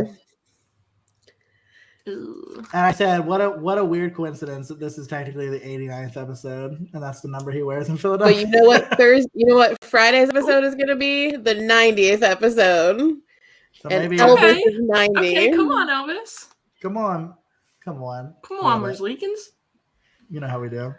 But Kelly, we love Oh, you so much. Thank you for having me. I've overstayed my welcome. You literally never could. You literally never could. Thank you. We love you so much. I love you guys too. Have a wonderful night. Thank you. Bye. Bye. Bye. God, I don't know how she puts up with me. She's the reason that I am who I am as a fan. I'm sure she like regrets every moment of it. You know how like we always joke about like me being your hockey disciple? Uh-huh. I definitely watched hockey before Kelly. Come on, pizza, yes, ma'am, where the meter's low. I've had 2 drinks, and I was like, girl, you're getting drunk. No, so I credit her to me being like the kind of fan that I am today, even though like I was watching hockey beforehand. Like she's the reason I'm like manic. And we love that. We love that. We do love them. Laura's coming at us with a wonderful reminder that it's really important to drink water when you're drinking alcohol, because I did not bring any. And I'm regretting it a little bit, I have to say. Hydration is key. Hydration is key. And just as key as hydration is, I do have to say that there are other things that are also key. Typically, they're things, quite honestly, like, and it's going to make me sound like a terrible, terrible person. For me, quite honestly, they're usually things that make me money. Do you know what I mean? And I like winning money. I'm sure you also like winning money. I do. This next guest we actually went to the casino with, and I think you and I left with money. I don't think he did though. He did not, but he and I left with a newly formed bond. And you know what? That's what matters most to me, quite frankly. But I do have to just shout out our friends at DraftKings. We talk about this before, right? Like, one of the coolest things that's happened to us since we started doing this podcast is we joined a network. And part of that is we are now presented by DraftKings. And I don't know if y'all are aware, but it's a really big time of the year for sports bettors everywhere. And we're going to the divisional round of the NFL playoffs, including the Cincinnati Bengals. Can I get a hooday in the chat? Let me get a hooday in the chat. And DraftKings Sportsbook, an official sports betting partner of the NFL, is celebrating a huge odds boost for new customers. Counting down to Super Bowl 56, new customers can get 56-1 odds on any team. Bet just $5 and get $280 in free bets if your team wins. If Sportsbook isn't available in your state yet, you can still get in on the action this divisional round. Everyone can play for huge cash prizes with DraftKings daily fantasy football contests. DraftKings is giving all new customers a free shot at millions of dollars in total prizes with their first deposit. You're just going to want to download the DraftKings Sportsbook app now and use promo code THPN and get 56-1 odds on any NFL team. Bet just $5 and win $280 in free bets if your team wins. And that's promo code THPN for 56-1 odds at DraftKings Sportsbook, an official sports betting partner of the NFL. You must be 21 or older, New Jersey, Indiana, or Pennsylvania only. New customers only. Minimum $5 deposit and $1 wager required. One per customer. Restrictions apply. See DraftKings.com/sportsbook for details. Gambling problem? Call 1-800-GAMBLER. And our guest has been patiently waiting in the little loading dock, if you will, waiting for us. And so without further ado, the reason that you see things like this wonderful logo up here, the reason why you see beautiful shirts that you do is because of none other than Stephen Kanicki. And so we're going to throw him in on the chat. Stephen, hello. What's going on? We have way too many Stevens in our life, but I'm so grateful for it. Yeah, enough. Yes. I don't think we're allowed any more. Yeah. But I would not get we rid definitely of it. have enough. And you're wearing a jacket shirt too. I feel like I've got like one or two. And I'm just glad that it wasn't in the wash. Like I'm glad that you had it ready and available. That's right. Yeah, I couldn't tell you who's on it. You tell me, Bob Ross. Yeah, Sarah. Look at that. Look at that. Well, speaking of the Blue Jackets losing 9-2 on Saturday, it's tough. It's a tough world out there. But how are you doing? I'm doing fantastic. How are you? Mad decent. Wow, this is 1 year since this. Can you believe it? Since we started manically texting you about graphic design things so that we could look fancy. I will say for like the first 2 months, I thought I knew my shit. I was like, yeah, we'll just get this up here. It looks great. It was terrible. It was awful. And of course, Stephen could walk us through the creative process because he would be able to do it so much better than we could. I don't remember what you guys had before. Hold on, I gotta find it. I'm gonna pull up our Instagram archive. It's a Canon. It wasn't terrible. It was bad. But it was not anything near as beautiful as what you created for us, Steven. Also, I kind of wish we had video of that meeting that we had about what we wanted, because Jeremy and I had to have sounded... What? We did have a meeting. You're so right. That just feels weird for us. It feels dramatic. We did. We had a Zoom meeting with Steven. It was very official. Gosh, that was a long time ago. A year, I guess. A little... Yeah. And we had such different ideas back then of what we wanted the logo to look like. Oh my God, this is hilarious. Forced you guys into something. You did, but you were right, Stephen. You were right. Oh God. Who's this? There she is. I dig it. It's like, do you? Old but gold. Maybe we should release that as a shirt. I think so. That's like the like the throwback jerseys, like the retro. I posted this is how you knew that graphic design wasn't my passion. This is what I posted when Patrick Laine got benched for getting into a fight with Brad Larson. Yeah, that is what you. That is. It was what literally you just the bench. I said, give me Canva Pro, and I don't even need to go to school. But thankfully, we have well-connected friends who did go to school and helped to make us look so fancy. I tried. You did great.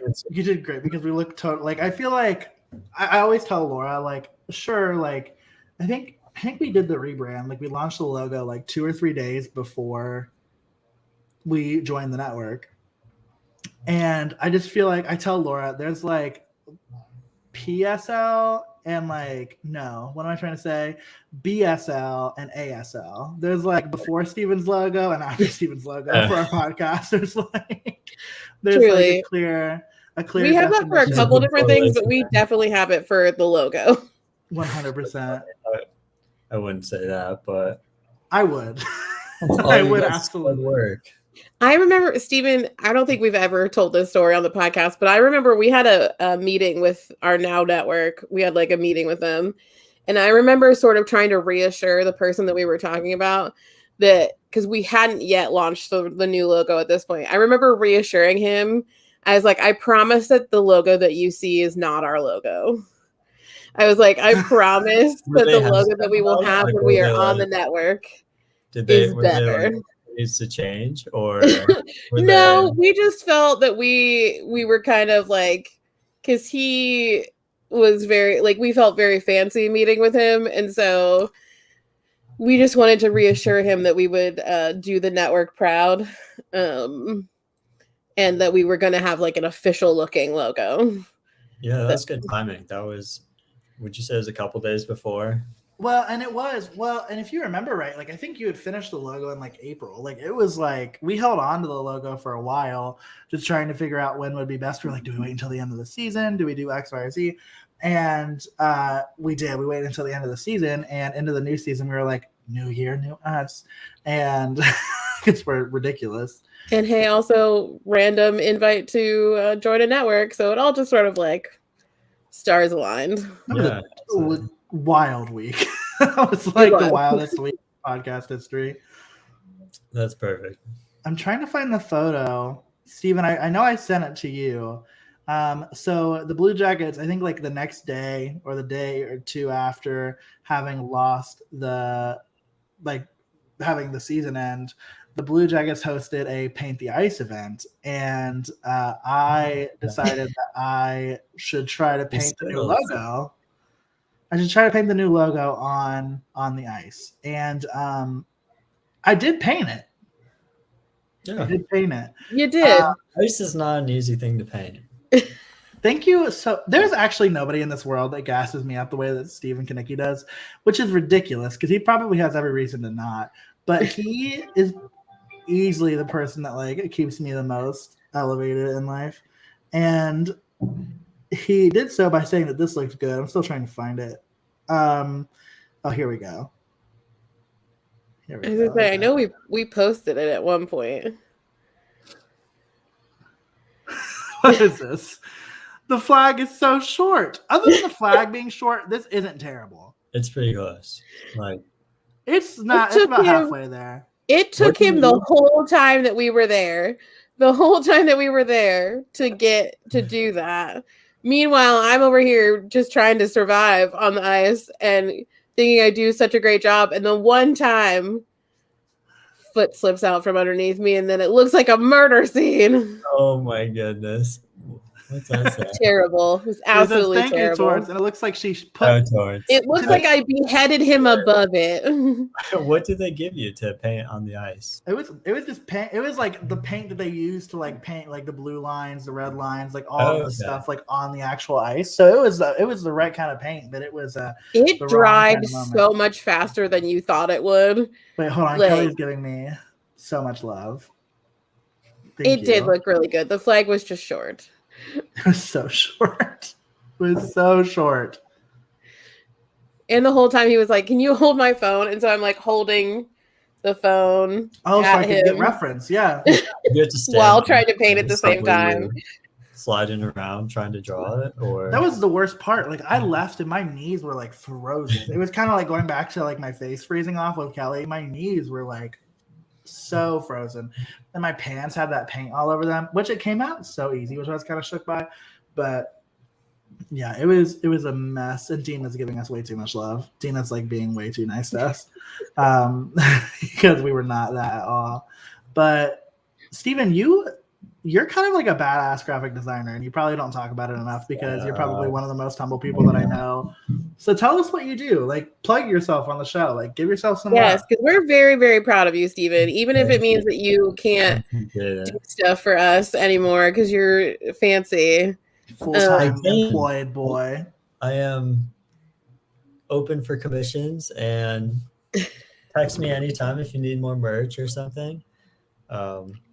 Yeah, I just design. That's what I do. Girl, are you allowed to say who you design for? Or is that like? Yeah, I think so. Like, but like Columbus Brewing Company is. Come on, that's so cool. Like you're like so downplaying it, and it's like it's so cool to me. Thank you, I appreciate it. It is cool. It's a great job. It's lots of perks for working for a brewery, but especially for a guy who doesn't drink beer. Are you starting to get into it yet? Trying, My advice is start light. I get free beer every shift, so I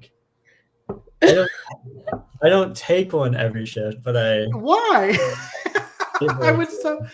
I think that's actually they give it to you. Way. Do you get it in a glass, or they just like take a can? There's two options. There's like a pallet in the back that I can just take off, like whatever. So as far as like cases and whatnot, I can just grab. Or I could go to the tap room up front and get a shifty, is what they call it, where they pour out the draft. So a shifty, no, that's dope. A shifty. It's not a bad gig. It's definitely has its perks. But then like the biggest like issue is you're drinking fresh beer like all the time. Oh darn. Oh, so you hate beer. So then you go to like the store, and then you don't have fresh beer, and so like all beers, you start to become a snob. So No, I need you to become a craft beer snob. I didn't have that on my bingo board for 2022, but I would love it if you became a craft beer snob. Personally. Yeah. Someone's going to have to drink it with him because I won't. So I know. There are so many breweries up here, and I'm sure they need a graphic designer. I'm sure of it. Yeah. Well, but Grand Rapids is special to Steven because oh my that's where God, he yeah. got engaged. Like right? Yeah, I might have to make a move out to Grand Rapids. Where did you do it? Now that I'm like somewhat familiar with the city, where did you? Girl, what do you mean? Where did you do what? Where did you propose? What do you mean? What did you say? Where did you propose? Where did you propose? Oh, propose. Oh, I see. I didn't hear the question. Robinette's Apple House. It's like I thought it was an orchard. Yeah, it's an apple orchard. It's like east of the city. I don't know. I couldn't tell if you did it there or if you did it at like Frederick Myers.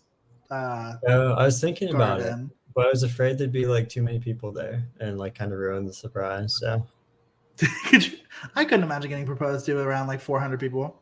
Yeah, and I mean it's like very spread out. Like I did a lot of research for it, and like excuse me, Frederick Meyer Gardens is like I don't know, there's a lot of open space, so I had to hide the photographer. So like there wasn't an easy way to do that. Now, did you get a photographer in Grand Rapids, or did somebody go up there? I had somebody from Columbus drive out there. Yeah. Oh my God, that's great. But it was like a personal. It was like a friend, so gotcha. A work friend, so it was like pretty easy to convey or persuade them to do it. I mean, as someone who has had to hide in trees herself to capture a proposal, terrible. I understand, and I'm glad that you considered that. How much coverage that they had. We'll do anything for the right photo. So, as you know, I did not have enough coverage and almost got caught. Oh, really? So, yes. Another Steve Palumbo, captured his proposal and nearly got caught. So, wow. But it's fine. They're married now. It's good. That's good. Yeah, their wedding was last summer. Hey, this is entirely unrelated. I have a couple of dates I need to send you, Steven, that you can't get married on because everybody's out here in my life trying to get married. Okay. I just need to make sure that I don't get double booked because I don't have time. Like December of 2023. December is fine. Yeah, December anytime. Okay. You have a monopoly on December. Everybody else thinks that June is the right time to get married. So it's not, man. It's be cold out. So I'm glad to know that December. Yes, please fully plan your wedding around Jeremy's schedule. Yeah, it is actually all about me. I don't know if you knew. That's what I was thinking. I was talking with Abby the other day, and I was like, "Well, what's Jeremy need?" You know, like you should see everybody. I need you. Right, like this is the difference between friendship and brotherhood. This is fraternity brotherhood happening right here. That's the bond. It is the bond. It is absolutely. It's a bond for sure. Me, the world's least fraternity man who works in fraternity and sorority life. How's that going, by the way? You know what? It's fine. I actually love it. I'm actually having a really good time. But I've been in COVID isolation for the last 10 days. 10 days. Yeah, you texted me the other day and he said, how's Michigan? And I said, I didn't reply because, again, not on my ADHD medication. But I was like, not great in my head. In my head, I replied and I said, I've been trapped in this residence hall. Because, the college that I work for, they have like a 10-day requirement still for asymptomatic people. And so I had the pleasure of being at home for 10 days. But I get to go into the office tomorrow, which I'm very excited about. Nice. Yeah. Which is kind of sick, to be so excited to go into an office, but I literally can't wait. I'm so pumped for it. It's ridiculous. That's awesome. Well, how many days have you worked? Because I started December 20th. So I worked for 3 days before Christmas. And then I worked half a day because I got home in the middle of the first day that I worked. And so I've worked 3.5 days in the actual office, so it'll be nice to actually work the full week in the office. I'm very looking forward to that. So that's crazy. Yeah, my favorite part of that story is when your boss was just like, leave. No, it was the other way around. I walked up to his office and I said, I have to leave. I was like, I have to go.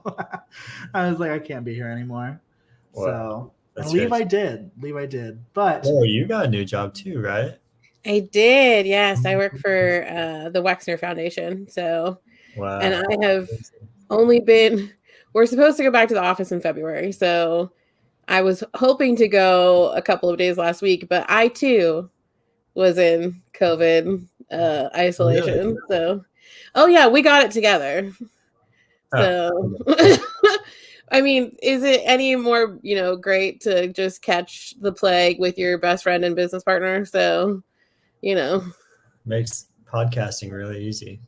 It does. It does. We were both trapped in our house. So podcasting was actually really easy because neither one of us had scheduling conflicts. Yeah, we were actually both entirely free. We were both like nothing going on. You're like, you want a podcast? I mean, we're both. But thankfully, I mean, God bless, we were both asymptomatic. Like we're both vaccinated, boosted, and, very, very grateful that we came out of it, and we didn't, as far as we know, we did not pass it along to friends or loved ones. So nice, thankfully, but so yeah, we were both stuck. But yes, new job for me too, not in Michigan, but after his moving situation, I'm okay with that at this point. God, that was just so dreadful. It was so bad. The worst. Driving a U-Haul in the but snow. I will be moving back to Columbus, so expect baked goods more on the regular, Steven. I will definitely. I haven't had banana cake in so long. I owe you like 6 of them. I owe you like 6 banana cakes. But the second I move back to Columbus, Steven, it's funny. Those banana cakes are coming your way. Pretty much every single one of our I'll call them contracts, even though that's dramatic. But whenever we do commission Steven for anything, usually money's involved, but then banana cake is also involved. And I don't know. I think one of them has gotten paid. I feel like maybe one. Yeah, I did pay him for the piece that he and Abby made for your mom with a banana cake. Yes, you did. So I think about it probably once a month. It's so good. I still remember. So Steven and I, obviously wonderful friends now, but we became friends because I was the new member educator of his fraternity class, and me and a couple other we were we need roommates, and Steven is great, so we're gonna ask Steven to be our roommate. And so Steven was manic enough to say yes and lived with me for a year. I'm so sorry about that. And and I remember you made me the banana cake once. And I brought it back to the apartment, and I told everybody, I was like, please feel free. Because a whole banana, I was not going to eat the whole damn thing. Oh, yeah. A whole banana cake is a lot. Yeah, there's no way. And I just remember Steven one day came up to me and he was like, hey. It's really good. Well, and then you told me when Steven's birthday was, because your birthday's in the summer, right, Steven? No, it's in September. It's September 21st. Almost 25th. Damn. Okay, so it was the school year had just started, so we were hall directors together. And so I made Steven a banana cake that you could surprise him with. So, and then it's just been a banana cake journey from there on out. Yeah, you think you could eat a whole banana cake, and you get through the first 4 pieces, no problem. It's so rich. But then after you have to take a break for a couple days, and then you're kind of oh my gosh, I don't know if I can go back to it. But you can. Of course you can. You can and you will. I don't think I ever have finished a full banana cake just because, mostly I only share it with Abby. And so there's only so much banana cake each person can eat. But I'll start making you the half size ones because I did figure out the ratio for half sizes. I know, but then you would give me the half size one and be I wish I had the full size. Then I'd finish the half size and not be content. Or I'll give you 2. I'll give you 2 halves and you can freeze one. Yeah. So then when you're ready, like that. When you're ready, you can defrost it. Okay. It's actually a really good idea. I'm here for that. Do they hold up well frozen? They do. They're actually one of my few recipes that do freeze well. So. Okay. I'm here for that. We just bought a whole freezer. We have the regular fridge with freezer, but then we bought a chest freezer. Did you really? Yeah. We You don't guys are have- ice cream fiends, though, so that makes a we lot are. of sense to me. That's not why we're not like hoarding ice cream, but we should. You're Our right. next guest is. Our next guest Our is next holding ice guest cream. is our next But- guest is an ice cream hoarder. We get But- ice cream like every other night, probably. This is like Fair. our first night, not in a while. But yeah, like Abby's mom loves just like buying us bulk meat to freeze for like months. Oh, sure. So I can hold so much banana cake in it now. So just saying. Noted. I'm telling you, Laura? it'll happen, Steven. I promise. All right. Just so Sounds you good. know. When do you move back to Columbus? I'm hoping this spring because I am not doing winter moving, and Yeah, don't Jeremy has recommend. Jeremy has promised that he will come back to help me He will. move after the situation we went through in Michigan. Is that how you guys got COVID together? Was moving? I actually think we probably got it. Not to shade our brand. Yeah, and, not like, to who shade, but we love. think we got it from a Blue Jackets game. Yeah, that's like the only thing like time wise that makes sense. Especially when I like think about the people that I was around and like who all got like how nobody got sick around me. But no, it's because it was a literal snowstorm when we moved to Michigan, and I was driving a 26-foot U-Haul and Laura was driving her car, and it was literally the worst experience of my entire life. And then we tried to pack my storage unit full, and it was terrible. And I still will not go to my storage unit because I'm afraid that things are broken. I'm afraid, so I just stay away from it entirely. Yeah, it was bad times. But that's okay. That's okay. I have to ask though, you're wearing a Blue Jackets shirt. Mm. Do you own any Buffalo Sabres gear? Steven's originally from Jamestown, New York. I am. Oh, nice. Wow, come on. Love that. Oh, Come on, Faulkner High School. yeah. Oh my goodness. Come Super on. cool. Yes. Hello. So I'm like just proud. Like, how much Buffalo Sabres gear do you own? I don't own a single piece of Sabres gear. I've got, yeah, I know. Well, okay. So I don't own anything Buffalo related. Bills, Sabres, whatever, Bisons. It's like their Clippers equivalent. And it's kind of like my dad loved everything Buffalo. So I like as a kid grew up wanting to hate everything he liked. So That's fair. yeah, so I've never got into the Sabres just because he liked them. So I'm just not realizing that our next guest also is from. You know what? I've been told recently that like upstate New York is not correct. I've been told that that's like nobody actually refers to it as upstate New York except for people who aren't from it. yeah, exactly. So I've learned a lot. So I don't call it upstate New York anymore. What would you call it? Like if you had to like put like a name, Western New York typically. Western New York. Okay. Yeah. So yeah, I our think next that's what she calls it too, is Western New Western York. New Is that York, what she got? Well, where's she from? Is she from Buffalo? Syracuse. She's from Syracuse. Syracuse. Oh, okay. I don't know what they would call it. It's kind of like, I don't know, I guess they're Western New York.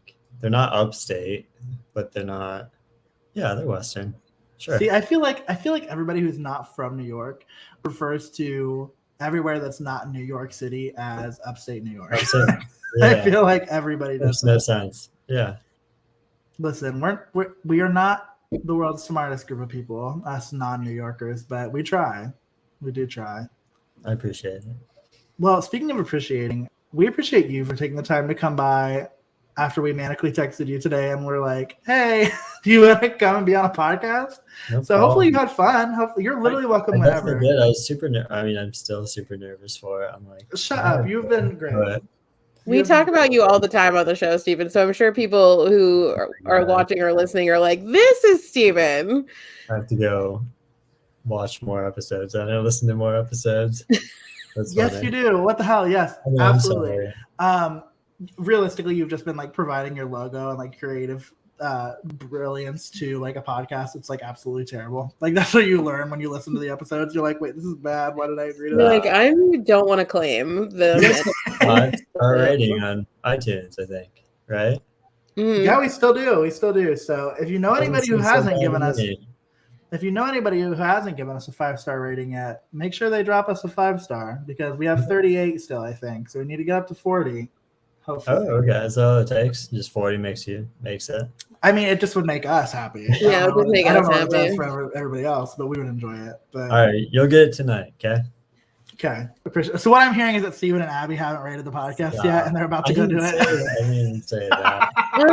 He could I'm okay also with have it. access to other people's phones. Yeah, He has a Yeah. sister that lives in town. Like, That's true. That's true. We can get Courtney on it. Absolutely. I love it. Well, Steven, we love you very much, and we're so glad that you stopped by. And you're literally welcome whenever. All right, Y'all I will- appreciate it. I love Everyone you will have guys to let too. us. Everyone will have to let us know what you want Steven to do for us next.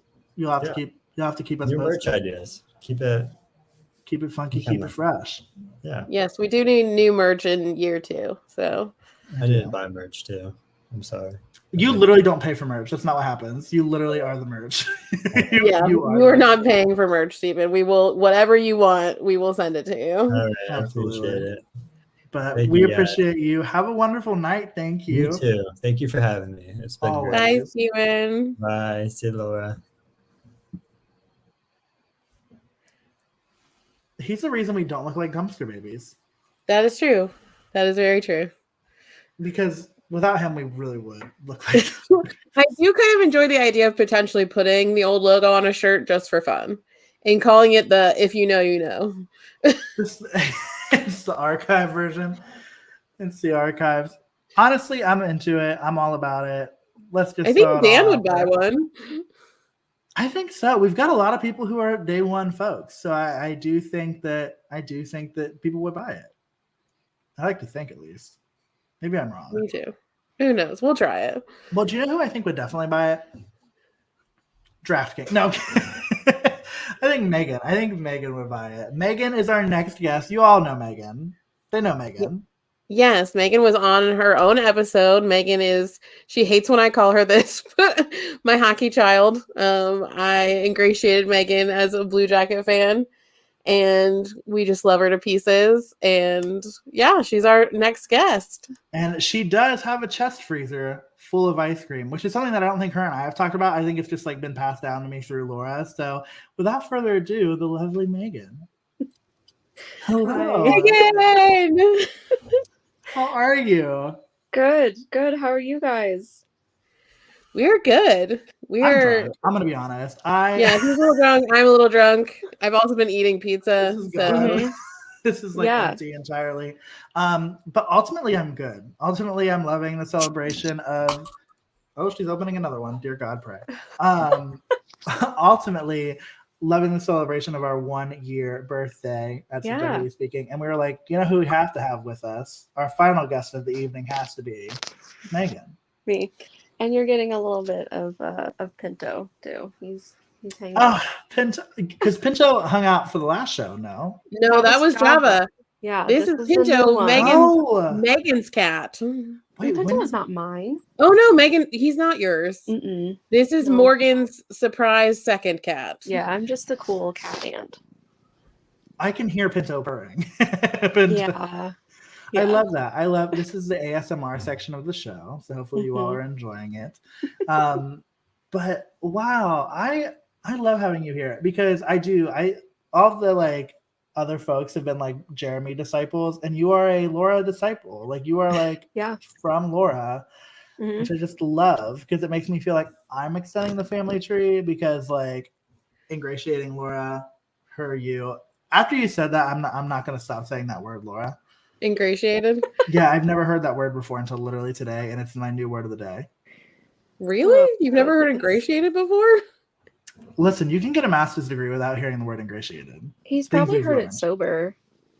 Oh, that's true. He may have heard it sober. And he may have even heard it when he was on his ADHD medication. There you go.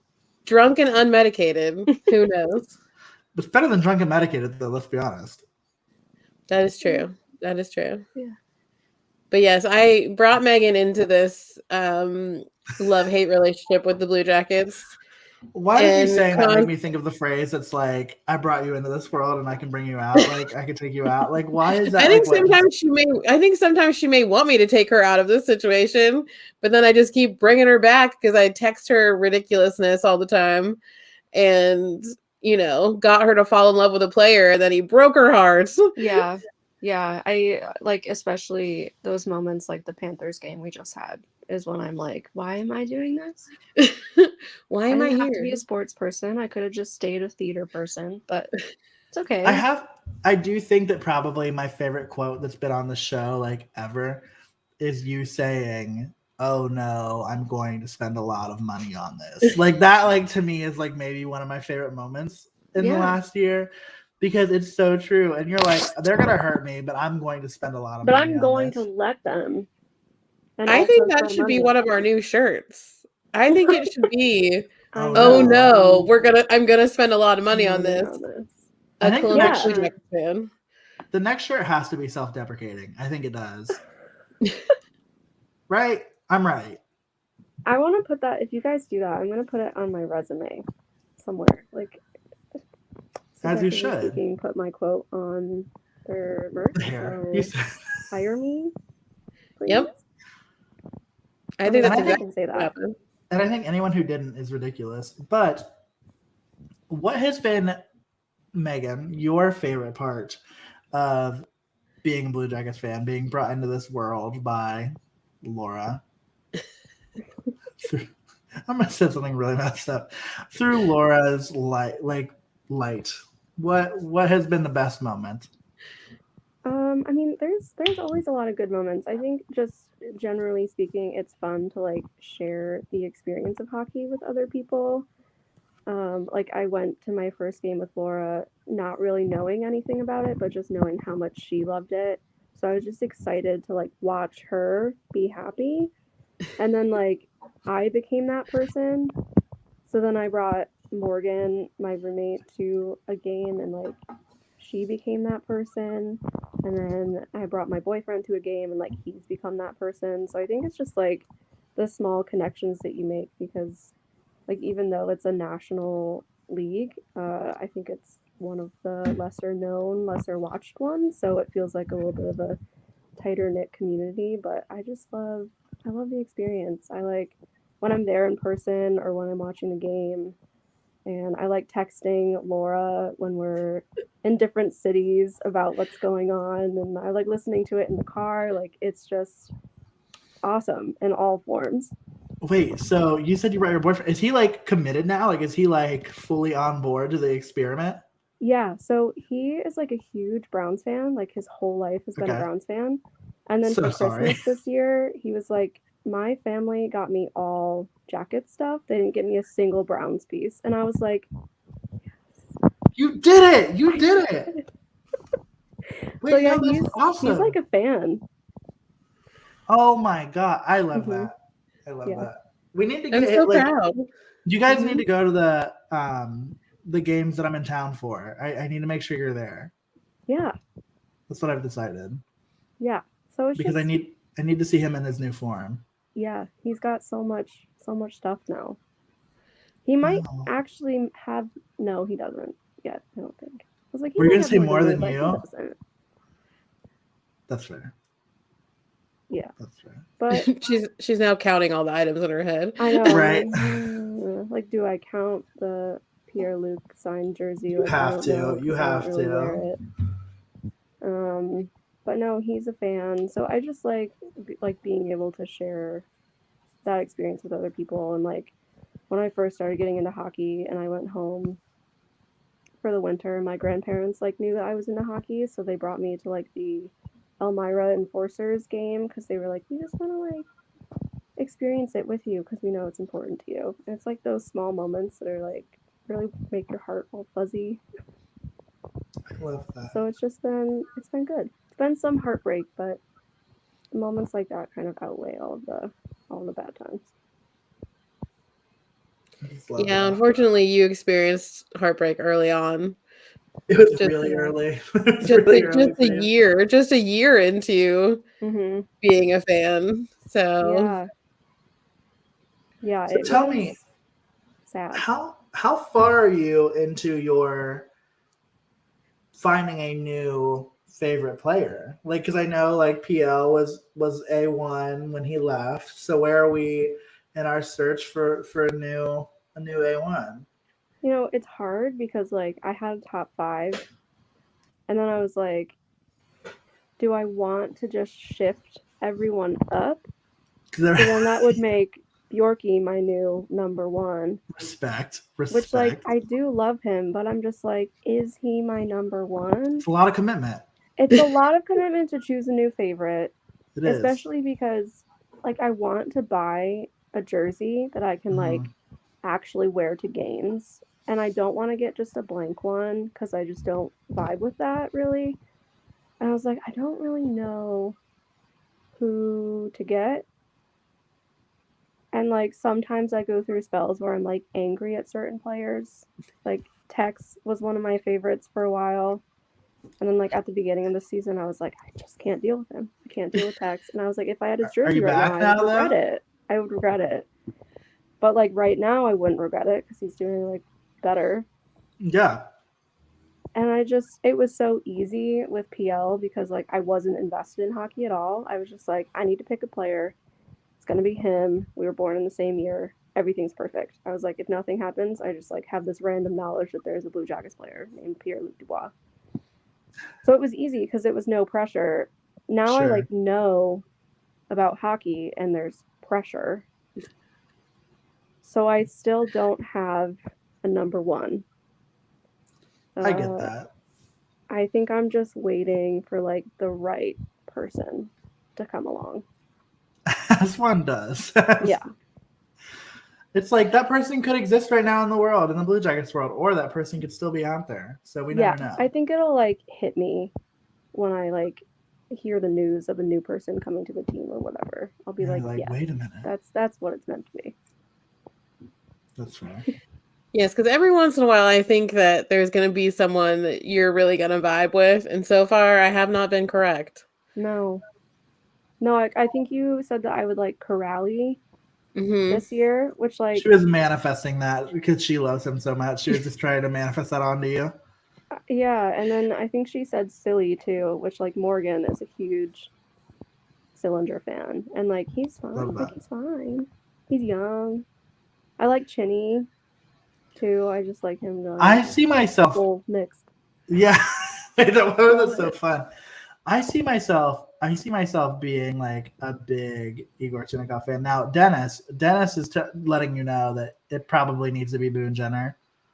And honestly, like, when you're thinking about, like, that was going to be my advice to you, like, whenever I look at jerseys and I'm like, oh, I think I want to get another Blue Jackets jersey, I always, like, go to Cap Friendly and I look to see, like, who's signed for the longest, like, who is going to, like, be here longest, because I almost got, like, I got a reverse retro jersey and I almost got a Pierre-Luc Dubois, like, customization on it. And I was like, I just feel icky about that. I don't know if it's going to, it just feels like a bad idea. It was. I don't know what kind of intuition I was having, but I was right. And yeah, so I mean, I think it's just like, see who's going to be here the longest, go from there. Boone signed for another 4 years. So I mean, Dennis might be onto something. That's usually my advice. So, like, I would go, like, right now, Dennis, or not Dennis, get a Dennis jersey, actually. I would love that. Dennis, just out of curiosity, send in our DMs your last name and your preferred number. But I would also say, okay, so real talk, Bjorkstrand, Zach, Boone, Elvis, like, players that are signed for, like, more than 3 years, Corrali even, that you're like, maybe this. Also, yeah, Kelly brings up buying an Anderson jersey and then him getting traded, or almost buying one. I bought an Anderson jersey for him. I know. I bought an Anderson jersey for him and switched his number from 34 to 77. So I was like, and again, you did this for what? I bought my Cam jersey and now look where we are. Yeah. You could have waited a few months and gotten it for like $50. I don't know if I mentioned this particular love last time I was on the podcast, but I'm obsessed with the Zambonis. I know that Laura knows this. I don't know, Jeremy, if you know this. Oh, that I do. I absolutely adore the Zambonis. So I really want to get, like, a customizable jersey where I can just put, like, the name of Zamboni on the back, because I'm just, like, their biggest fan, and I think they're the coolest, and I love when they come out on the ice, and I love watching the water and how the ice is all pretty, and I just respect them so much for what they do, because, like, you couldn't play hockey well without the Zambonis. Like, the whole game is around the science behind the ice and science behind the Zambonis. And I love them so much. And I remember distinctly texting Laura at the beginning of this season because they switched the wrapping on the Stanley Steamer Zamboni. And I was They like, did. Laura, what happened to the black and yellow Zamboni? Like, where'd it go? What's happening? Like, what's going on with the Zamboni? And she was like, I think it's just a new wrap. Like, it's okay. It's all right. The Zamboni's okay. And I was like, okay. All right, I can take a breath. I do regularly take pictures and send videos of the Zambonis at games for Megan. I love them. And one day I will get her a ride on the Zamboni. I don't know what I'd do. I will say now, I don't think they're doing them right now, and they aren't doing them this season because of COVID, but they do the like Tunnel of Pride is what they're called. And for season ticket holders, they like have folks line up, like fist bump people like as they come out, what have you. And you're lined up like right where, because the players actually come out where the Zamboni is when they do the Tunnel of Pride. And you actually like watch the Zamboni come and park and like dump out its contents into a tray. And I just feel like I want to make it so that you get into the Tunnel of Pride, not even to like fist bump the players or anything, no, but just to watch the Zamboni. Well, I need her to be available when you weren't this year because you had to work, but for one of the preseason practices and scrimmages, because you can stand right by where the Zamboni comes in and out at the ice house, and you get to watch the whole situation. And also, that's how I ended up being in a promo video 2 years ago, because I was right there behind the goalie net. So yeah. I mean, I just feel like more people should like really appreciate what the Zambonis do, because like it's science, but it's like magic, which are like those other beautiful moments, you know? Like I never thought that I would love a machine like an ice resurfacer like as much as I do. I'm sick and tired of the Zamboni erasure. I'm tired of it. We don't talk There's enough. not enough respect. We need to talk about them. What number would you get on your Zamboni jersey, just out of curiosity? I don't know. Probably 1, because they're number 1. I'm so sorry for disrespecting. Or is it a 0 because it kind of looks like a rank? Maybe. I like the definitive answer there. That's Maybe really I'll good. get 2 Zamboni jerseys. One of them One with for each 0 and one of them Zamboni. with 1, because there's 2 Zambonis. I think our new goal now is to try and get one of the Zamboni drivers on the podcast. Oh my gosh! If you had like a, oh my god, that's literally the best idea I've ever. No, heard. I'm sorry. We can do it. Like I know we can get that done. Yes. I'll start working on it. Do you want to be on that episode? No.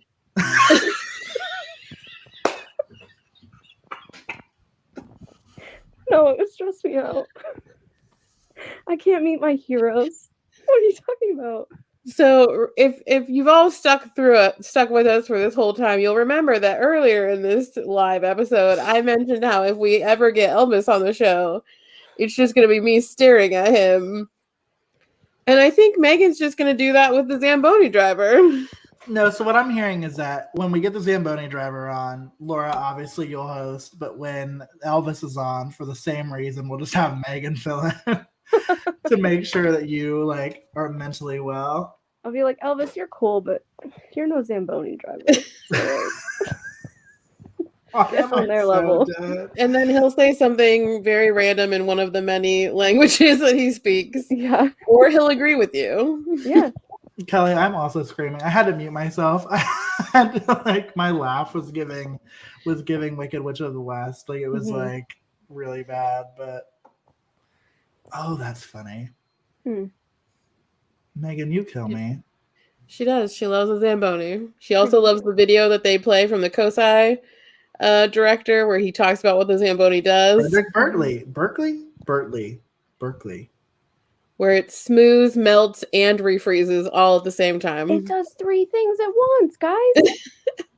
Have you ever seen the at-home Zambonis? Like the ones that like are like they drag behind like a bike. Recycling bins that they drag, and it's like hot water and it like melts and smooths the. Oh yeah.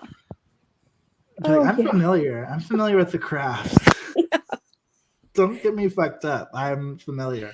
Yeah. Well, we also tried to convince Megan's brother, who has a dream of doing, like, he went to school for the people that take care of, like, baseball diamonds and football fields and golf courses.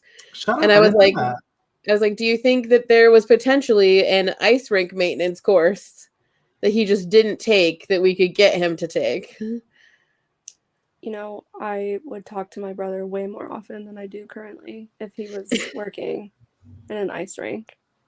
What is it they say? You either like live long enough to see your heroes become villains, or Yeah. what is that like? Or no, Yeah. you live long enough to be a hero, or to see yourself become the villain, or whatever that phrase is. Because honestly, because he's a big football person too, and he's a Buccaneers fan, and I'm an Eagles fan, and they just beat the Bucs I'm beat the so Eagles sorry. in the playoff round. So like At I got least a you bunch of make texts sense. from him about that. But I feel like if he was in the hockey realm and I could use him to see a Zamboni, I feel like I'd he let him owes say you whatever that. he wanted about the Eagles, you know?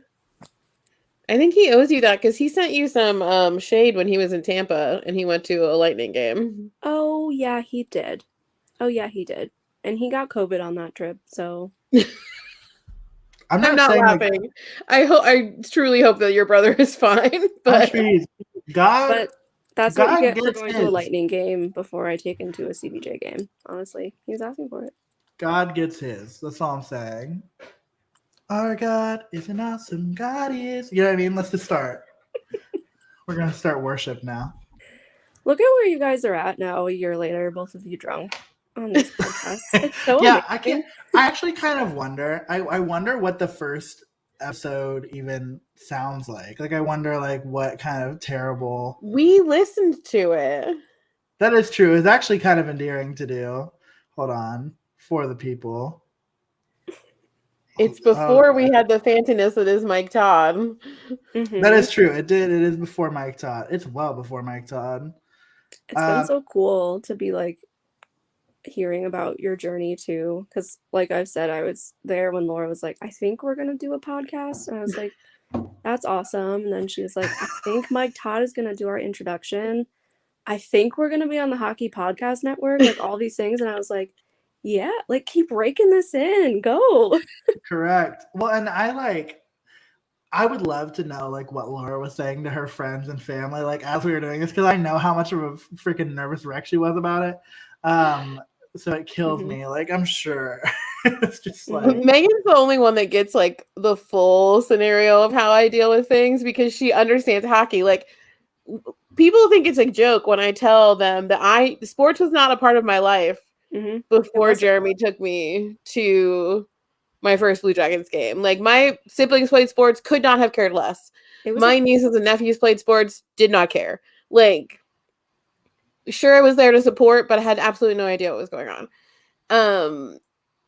But until hockey, and so Megan gets the full gamut of my emotions with this process because she understands hockey.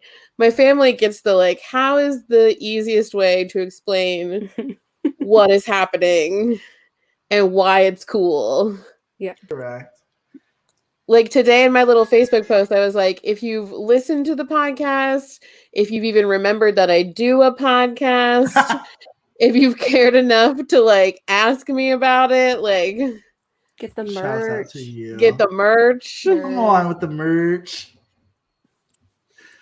Honestly, it's funny. Like, shout out to. It's just weird to see people wearing like merch that's like associated with our podcast. Like, it still like blows me away. But this was original. Like, for those who have been here since the beginning, this is what it used to sound like.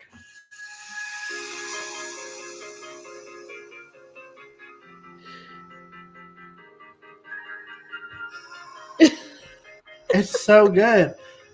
I can't wait to hear how we intro this. Oh, wait. It's going to sound bad because our audio is bad. Welcome to Objectively Speaking. I forgot about this. Yeah, because that's said the name wrong. That's when we said the name wrong. Yeah, we're those people. Iconic. Subjective. Oftentimes level-headed, but we like really can't promise that it ever will be. No, that's right. Of the most recent Blue Jackets game, recorded mere minutes after the game's conclusion. I'm glad we don't do that anymore. I am also glad that we don't do that anymore. And I'm Laura Norman. And so Lauren, oh my God, Lauren. Oh, short. I called you Lauren. I forgot about that. At the You very did. beginning. You called me by the wrong name in our very first episode. Kelly says, I kind of miss that intro, to be honest. That actually is Michael Alvarado from Us the Duo. If you all know who Us the Duo is, that is one of his songs that he was like, yeah, please use that. Please use that. And he then promoted the podcast in like a group of his. Like, I was like, okay, calm down, Michael. But yeah, I mean, wild. So yeah, things have changed a lot in a year. Yeah. Yeah. Wow. Like a lot. Yeah. We recorded, something happened. I forget what happened. I got signed out of like our StreamYard to be able to like record on this platform, because even when we're not doing live episodes like this, we record all of our episodes on StreamYard, because then we can use these pretty little backgrounds or what have you to like post the video content. And so I was like, let's just go back to Zoom. Like, it's like how we started this. It's not, I edited every one of our episodes, like produced every one of our episodes from Zoom onto, whatever platforms we distribute to. I was like, it'll be great. It was such a pain in the ass. I was like, did I really do this every time? I was like, this is terrible. Because like, it was just bad. So I'm like grateful, blessed, not stressed about our current situation. Yeah, we got bougie after we joined a network. So yeah. And Laura, up until recently, had like an old laptop. Yeah. So like I used to hear about the struggles with that, and if she had to use her phone, and like how the lighting and the audio. Oh, I forgot about that. You had to use your phone for a few episodes. That was terrible. Yeah, after I was no longer at my previous job. Oh, yeah, it was rough. It was rough. We made it. We made it through. Yeah. Yes, because thankfully to all of our listeners and people who have bought merch, we were able to buy me a computer and microphones and stuff like that. So like honestly, like we say it all the time, but we're incredibly grateful to yeah, that's Jeremy's very I can show mine too. She's a little snowball. Her cord, so I haven't unfurled her cord all the way, but yeah, shout out to Yeti microphones because they're the shit. They are really good. Wow. I cannot. And Megan gets to hear all those stories because Megan has found her way into a situation with me where she can never leave. I started as her advisor, then her boss, and now she's just stuck with me. So forever. And I love that for you both. But no, it blows my mind. Over the course of this year, we've welcomed in wonderful folks like Megan, of course. Megan's been on a show. Steven's been on a show. But then also folks like Mark Scheig, Mike Todd, Catherine Dobbs, Matt Pfeffer, Spencer Saylor. It's just like... Jeff Svoboda. I mean, and in a roundabout way, Curtis Gabriel, that's kind of cheating. But like, it just blows me away. Like, that's what this last year has had for us. And, hopefully we have really exciting things in store for this year, subjectively speaking. I just feels like this year, like, could be a downer because, like, last year was so crazy. No, we're manifesting. We are manifesting our first player. We are manifesting. Yeah. All of us are manifesting first player. Hopefully I'm able to audibly speak to them. I have no doubt in my mind that you'll be able to, friend.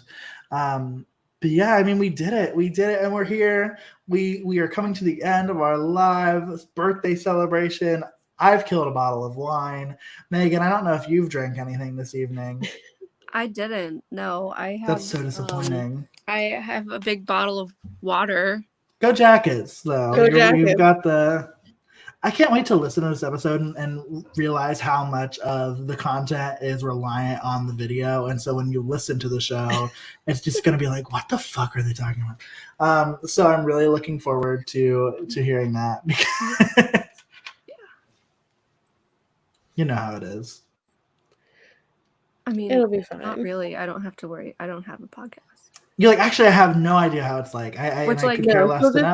She'll just get to hear me talk about it tomorrow night when we have dinner. So yes, we'll be here tomorrow. Yeah, that. But no, it's great. Thank you guys so much for having me on again. I couldn't imagine this happen to like more deserving people. I just love seeing everything that you guys have done this year. I can't wait to see what else you guys accomplish. And it's just such a good podcast for everyone in the hockey community, which I love too. Like, you guys are reaching a lot of people that probably wouldn't have listened to some of the other things or stuff like that. So you guys are making a big difference. You just have to be reminded of that sometimes. So thank you guys. Thank you, Megan. Megan's I'm like gonna emotional. cry. I know. I didn't think I was going to. That was very sweet, and we are so grateful for you. And honestly, thank you for being crazy enough to hop on this wonderful little live stream that we've got going on tonight. I couldn't have thought of a better guest to wrap it all up with. Thank you. We appreciate you a lot. Mm-hmm. We do. Yeah, too. I'm pretty sure you grace me as Madame that bitch. Madame that bitch. Madame that bitch. Yes, so I did. you gotta end with Madame that bitch. Come on. Everybody, we've been so blessed to be joined by Madame that bitch, which I stole. I did steal that. It's from RuPaul's Drag Race. It is, absolutely. I'm still gonna take it though. I'll take Yeah, it. it was Alex Newell's drag name that Bob the drag queen gave them. But yeah, I am obsessed with that. So it's, and I don't know why, but you really give me Madame that bitch vibes. So I love it. Good. But that works because you like Alex Newell, right? So I 'cause love you saw Alex them Newell. on Broadway, so that works love that. perfectly. Wait, that is perfect. Yeah, she saw them in Once on this island as a soccer. Yeah, Once on This Island. So Mhm. I love that. What the heck? Small world. It's like I did it on purpose. I did it. The fates, they were part of it.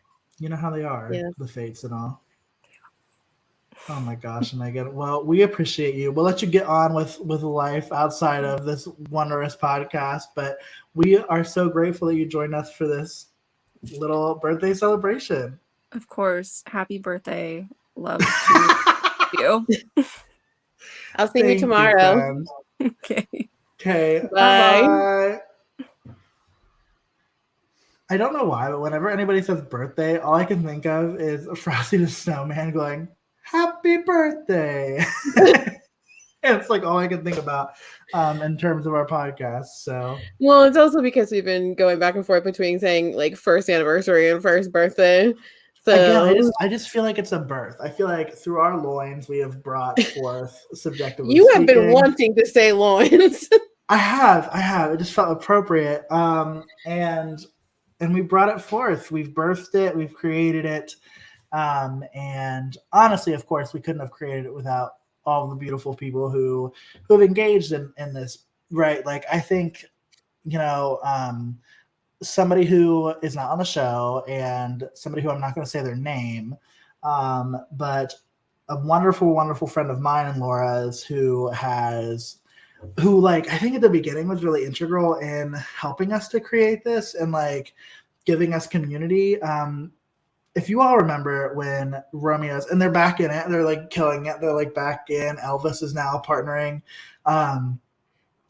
I just think of a really incredible person who really engaged with Blue Jackets fans and really gave us what I felt like was our first like sense of validation about what we were doing. And they were anonymous on the profile, so I won't say their name, and they just know who they are.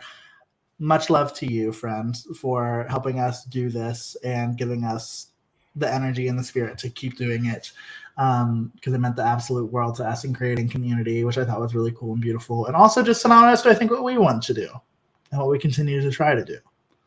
Yeah, absolutely. I mean, we started this, to just be able to continue the conversations that you and I would normally have together after a game.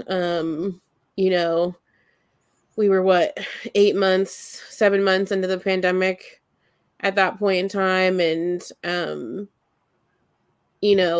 at that point we didn't care if we were just speaking into the void, and to have it grow into, what it is today and all of the experiences that we've had since then. I mean, again, it sounds like we say it just to say it, but I truly could not have imagined any of this stuff, any of the people that we've met, any of the, people that we've been able to interact with via whether it's social media or at games or at events, like, and there's still so much that we can do, so much that we hope to do. And it's just amazing. Like I never truly, like I texted Jeremy earlier today because my dad left a very sweet comment on a Facebook post that I made about it today. And it's like, I wouldn't want to do this with anyone else but Jeremy. I think that this whole process has brought us even closer together than we were before. And now I'm crying, but Ridiculous. It's such a magical thing to be able to share. And like Megan said, it's such a magical thing to be able to share hockey with other people because hockey is such a special sport. We say it all the time. The fifth line, the Blue Jackets community is such a special part of the sporting world. And we feel very lucky and very privileged to be even just partially in this world. And we hope that we can continue to do things for our community, to build our community, to be the place where hockey fans of all level of knowledge and of all walks of life feel comfortable coming to and being a part of this community. So truly, from me, and not to speak for Jeremy, but I think he echoes these sentiments. We could not have done it without all of you. And we're just so happy that you're here and that we hope that you will stick around for year 2 and beyond. We do. And you definitely do speak for me on that. Like, I think hopefully we make it clear that we appreciate and love you all very much. And that we hope that everything we do is with you in mind and that we continue to be the kind of podcast that makes you all feel at home, that makes you all feel like you're talking with friends and just chatting about the thing that you love so much, which is the Columbus Blue Jackets. And even when they lose 9-2, we still love them very much. We'll still talk about them. And we really can't wait to continue to do so. A lot of really great and exciting things coming forth in the next few years, all of which will be covered by Subjectively Speaking. We're not going anywhere anytime soon. And if you do, we'll cry. No, I'm kidding. But I please, might. Laura might. But please join us as we continue to push forward, and hopefully we've got a lot of really great things for you all in year 2. So until we get a chance to text you or talk to you all next time, you can find us at all of our wonderful social media sites, which Laura will just elaborate for you all now. I mean, what's 1 more minute in a 2 hour and 12-minute episode? But yes, follow us on social media. You can follow us on Twitter and Instagram at SubjectivelyPod. We love to interact with you there. You can follow us on Facebook at Subjectively Speaking. We also have a website, subjectivelyspeaking.com. If you want to learn more about us, got fun little bios and all that sort of stuff up there. And if you want, we've featured it several times, not on our own selves this evening because, don't wear your own merch to your show. But if you want... Since when? I know, right? But if you want to support us and get yourself some really cool merch, please check out our merch store, which is subjectivelyspeaking.threadless.com. Lots of really cool things there. Like we said, new stuff will be coming in year 2. Hopefully thanks to our incredible friend Steven. And a lot of weird ideas that we toss his way, and hopefully he makes them cool. And then lastly, you can rate, review, and subscribe on whatever podcast platform you are listening to us on.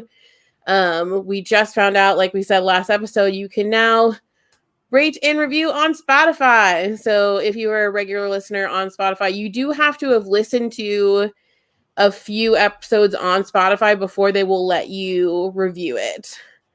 Because I don't listen to our show on Spotify. I listen to it through Apple Podcasts, and it would not let me rate the show until I had listened to a few episodes. Hey, it let me, so nobody can say I don't listen to our show anymore. There we go. So you can rate and review on Spotify, but also, again, we don't know why it matters, but if you are listening on Apple Podcasts, please scroll on down and give us a 5-star review. We didn't make it for our 1-year birthday show, but maybe we can make it for our 100th episode, which will happen if we stay on track with our schedule, in late February. So please scroll on down, give us a 5-star review. And we've said it a million times in these 2 hours and 15 minutes, but we just love and appreciate you all so much. And we truly could not do this without you. So thank you. Without a doubt. And until we get the chance to talk to you all next time, take care of yourselves. Be well. Our newest episode will come out on Friday, again, as a little reminder, releasing now on Tuesdays and Fridays. So if you're listening to this episode, if you've made it to the end of a 2.5-hour episode on Apple Podcasts or wherever you're listening, we love you. But our episodes Tuesdays and Fridays from here on out. So definitely want to check those out. The Jackets playing Philadelphia on Thursday, which will be the game that we'll cover on Friday. I didn't want to make Laura talk about it, but obviously the first time the Blue Jackets are facing Cam Atkinson in a jersey that's not his. So we hope that you'll join us for that one, because if you're a fan of Sigmund Freud, is that what it's called? Of like Sure. watching other people have like miserable experiences. That will be Friday's episode. You're going to love Friday's episode because Laura's going to be miserable, and we're here to give you that content. So until next time, take care of yourselves, and we will talk soon. Bye.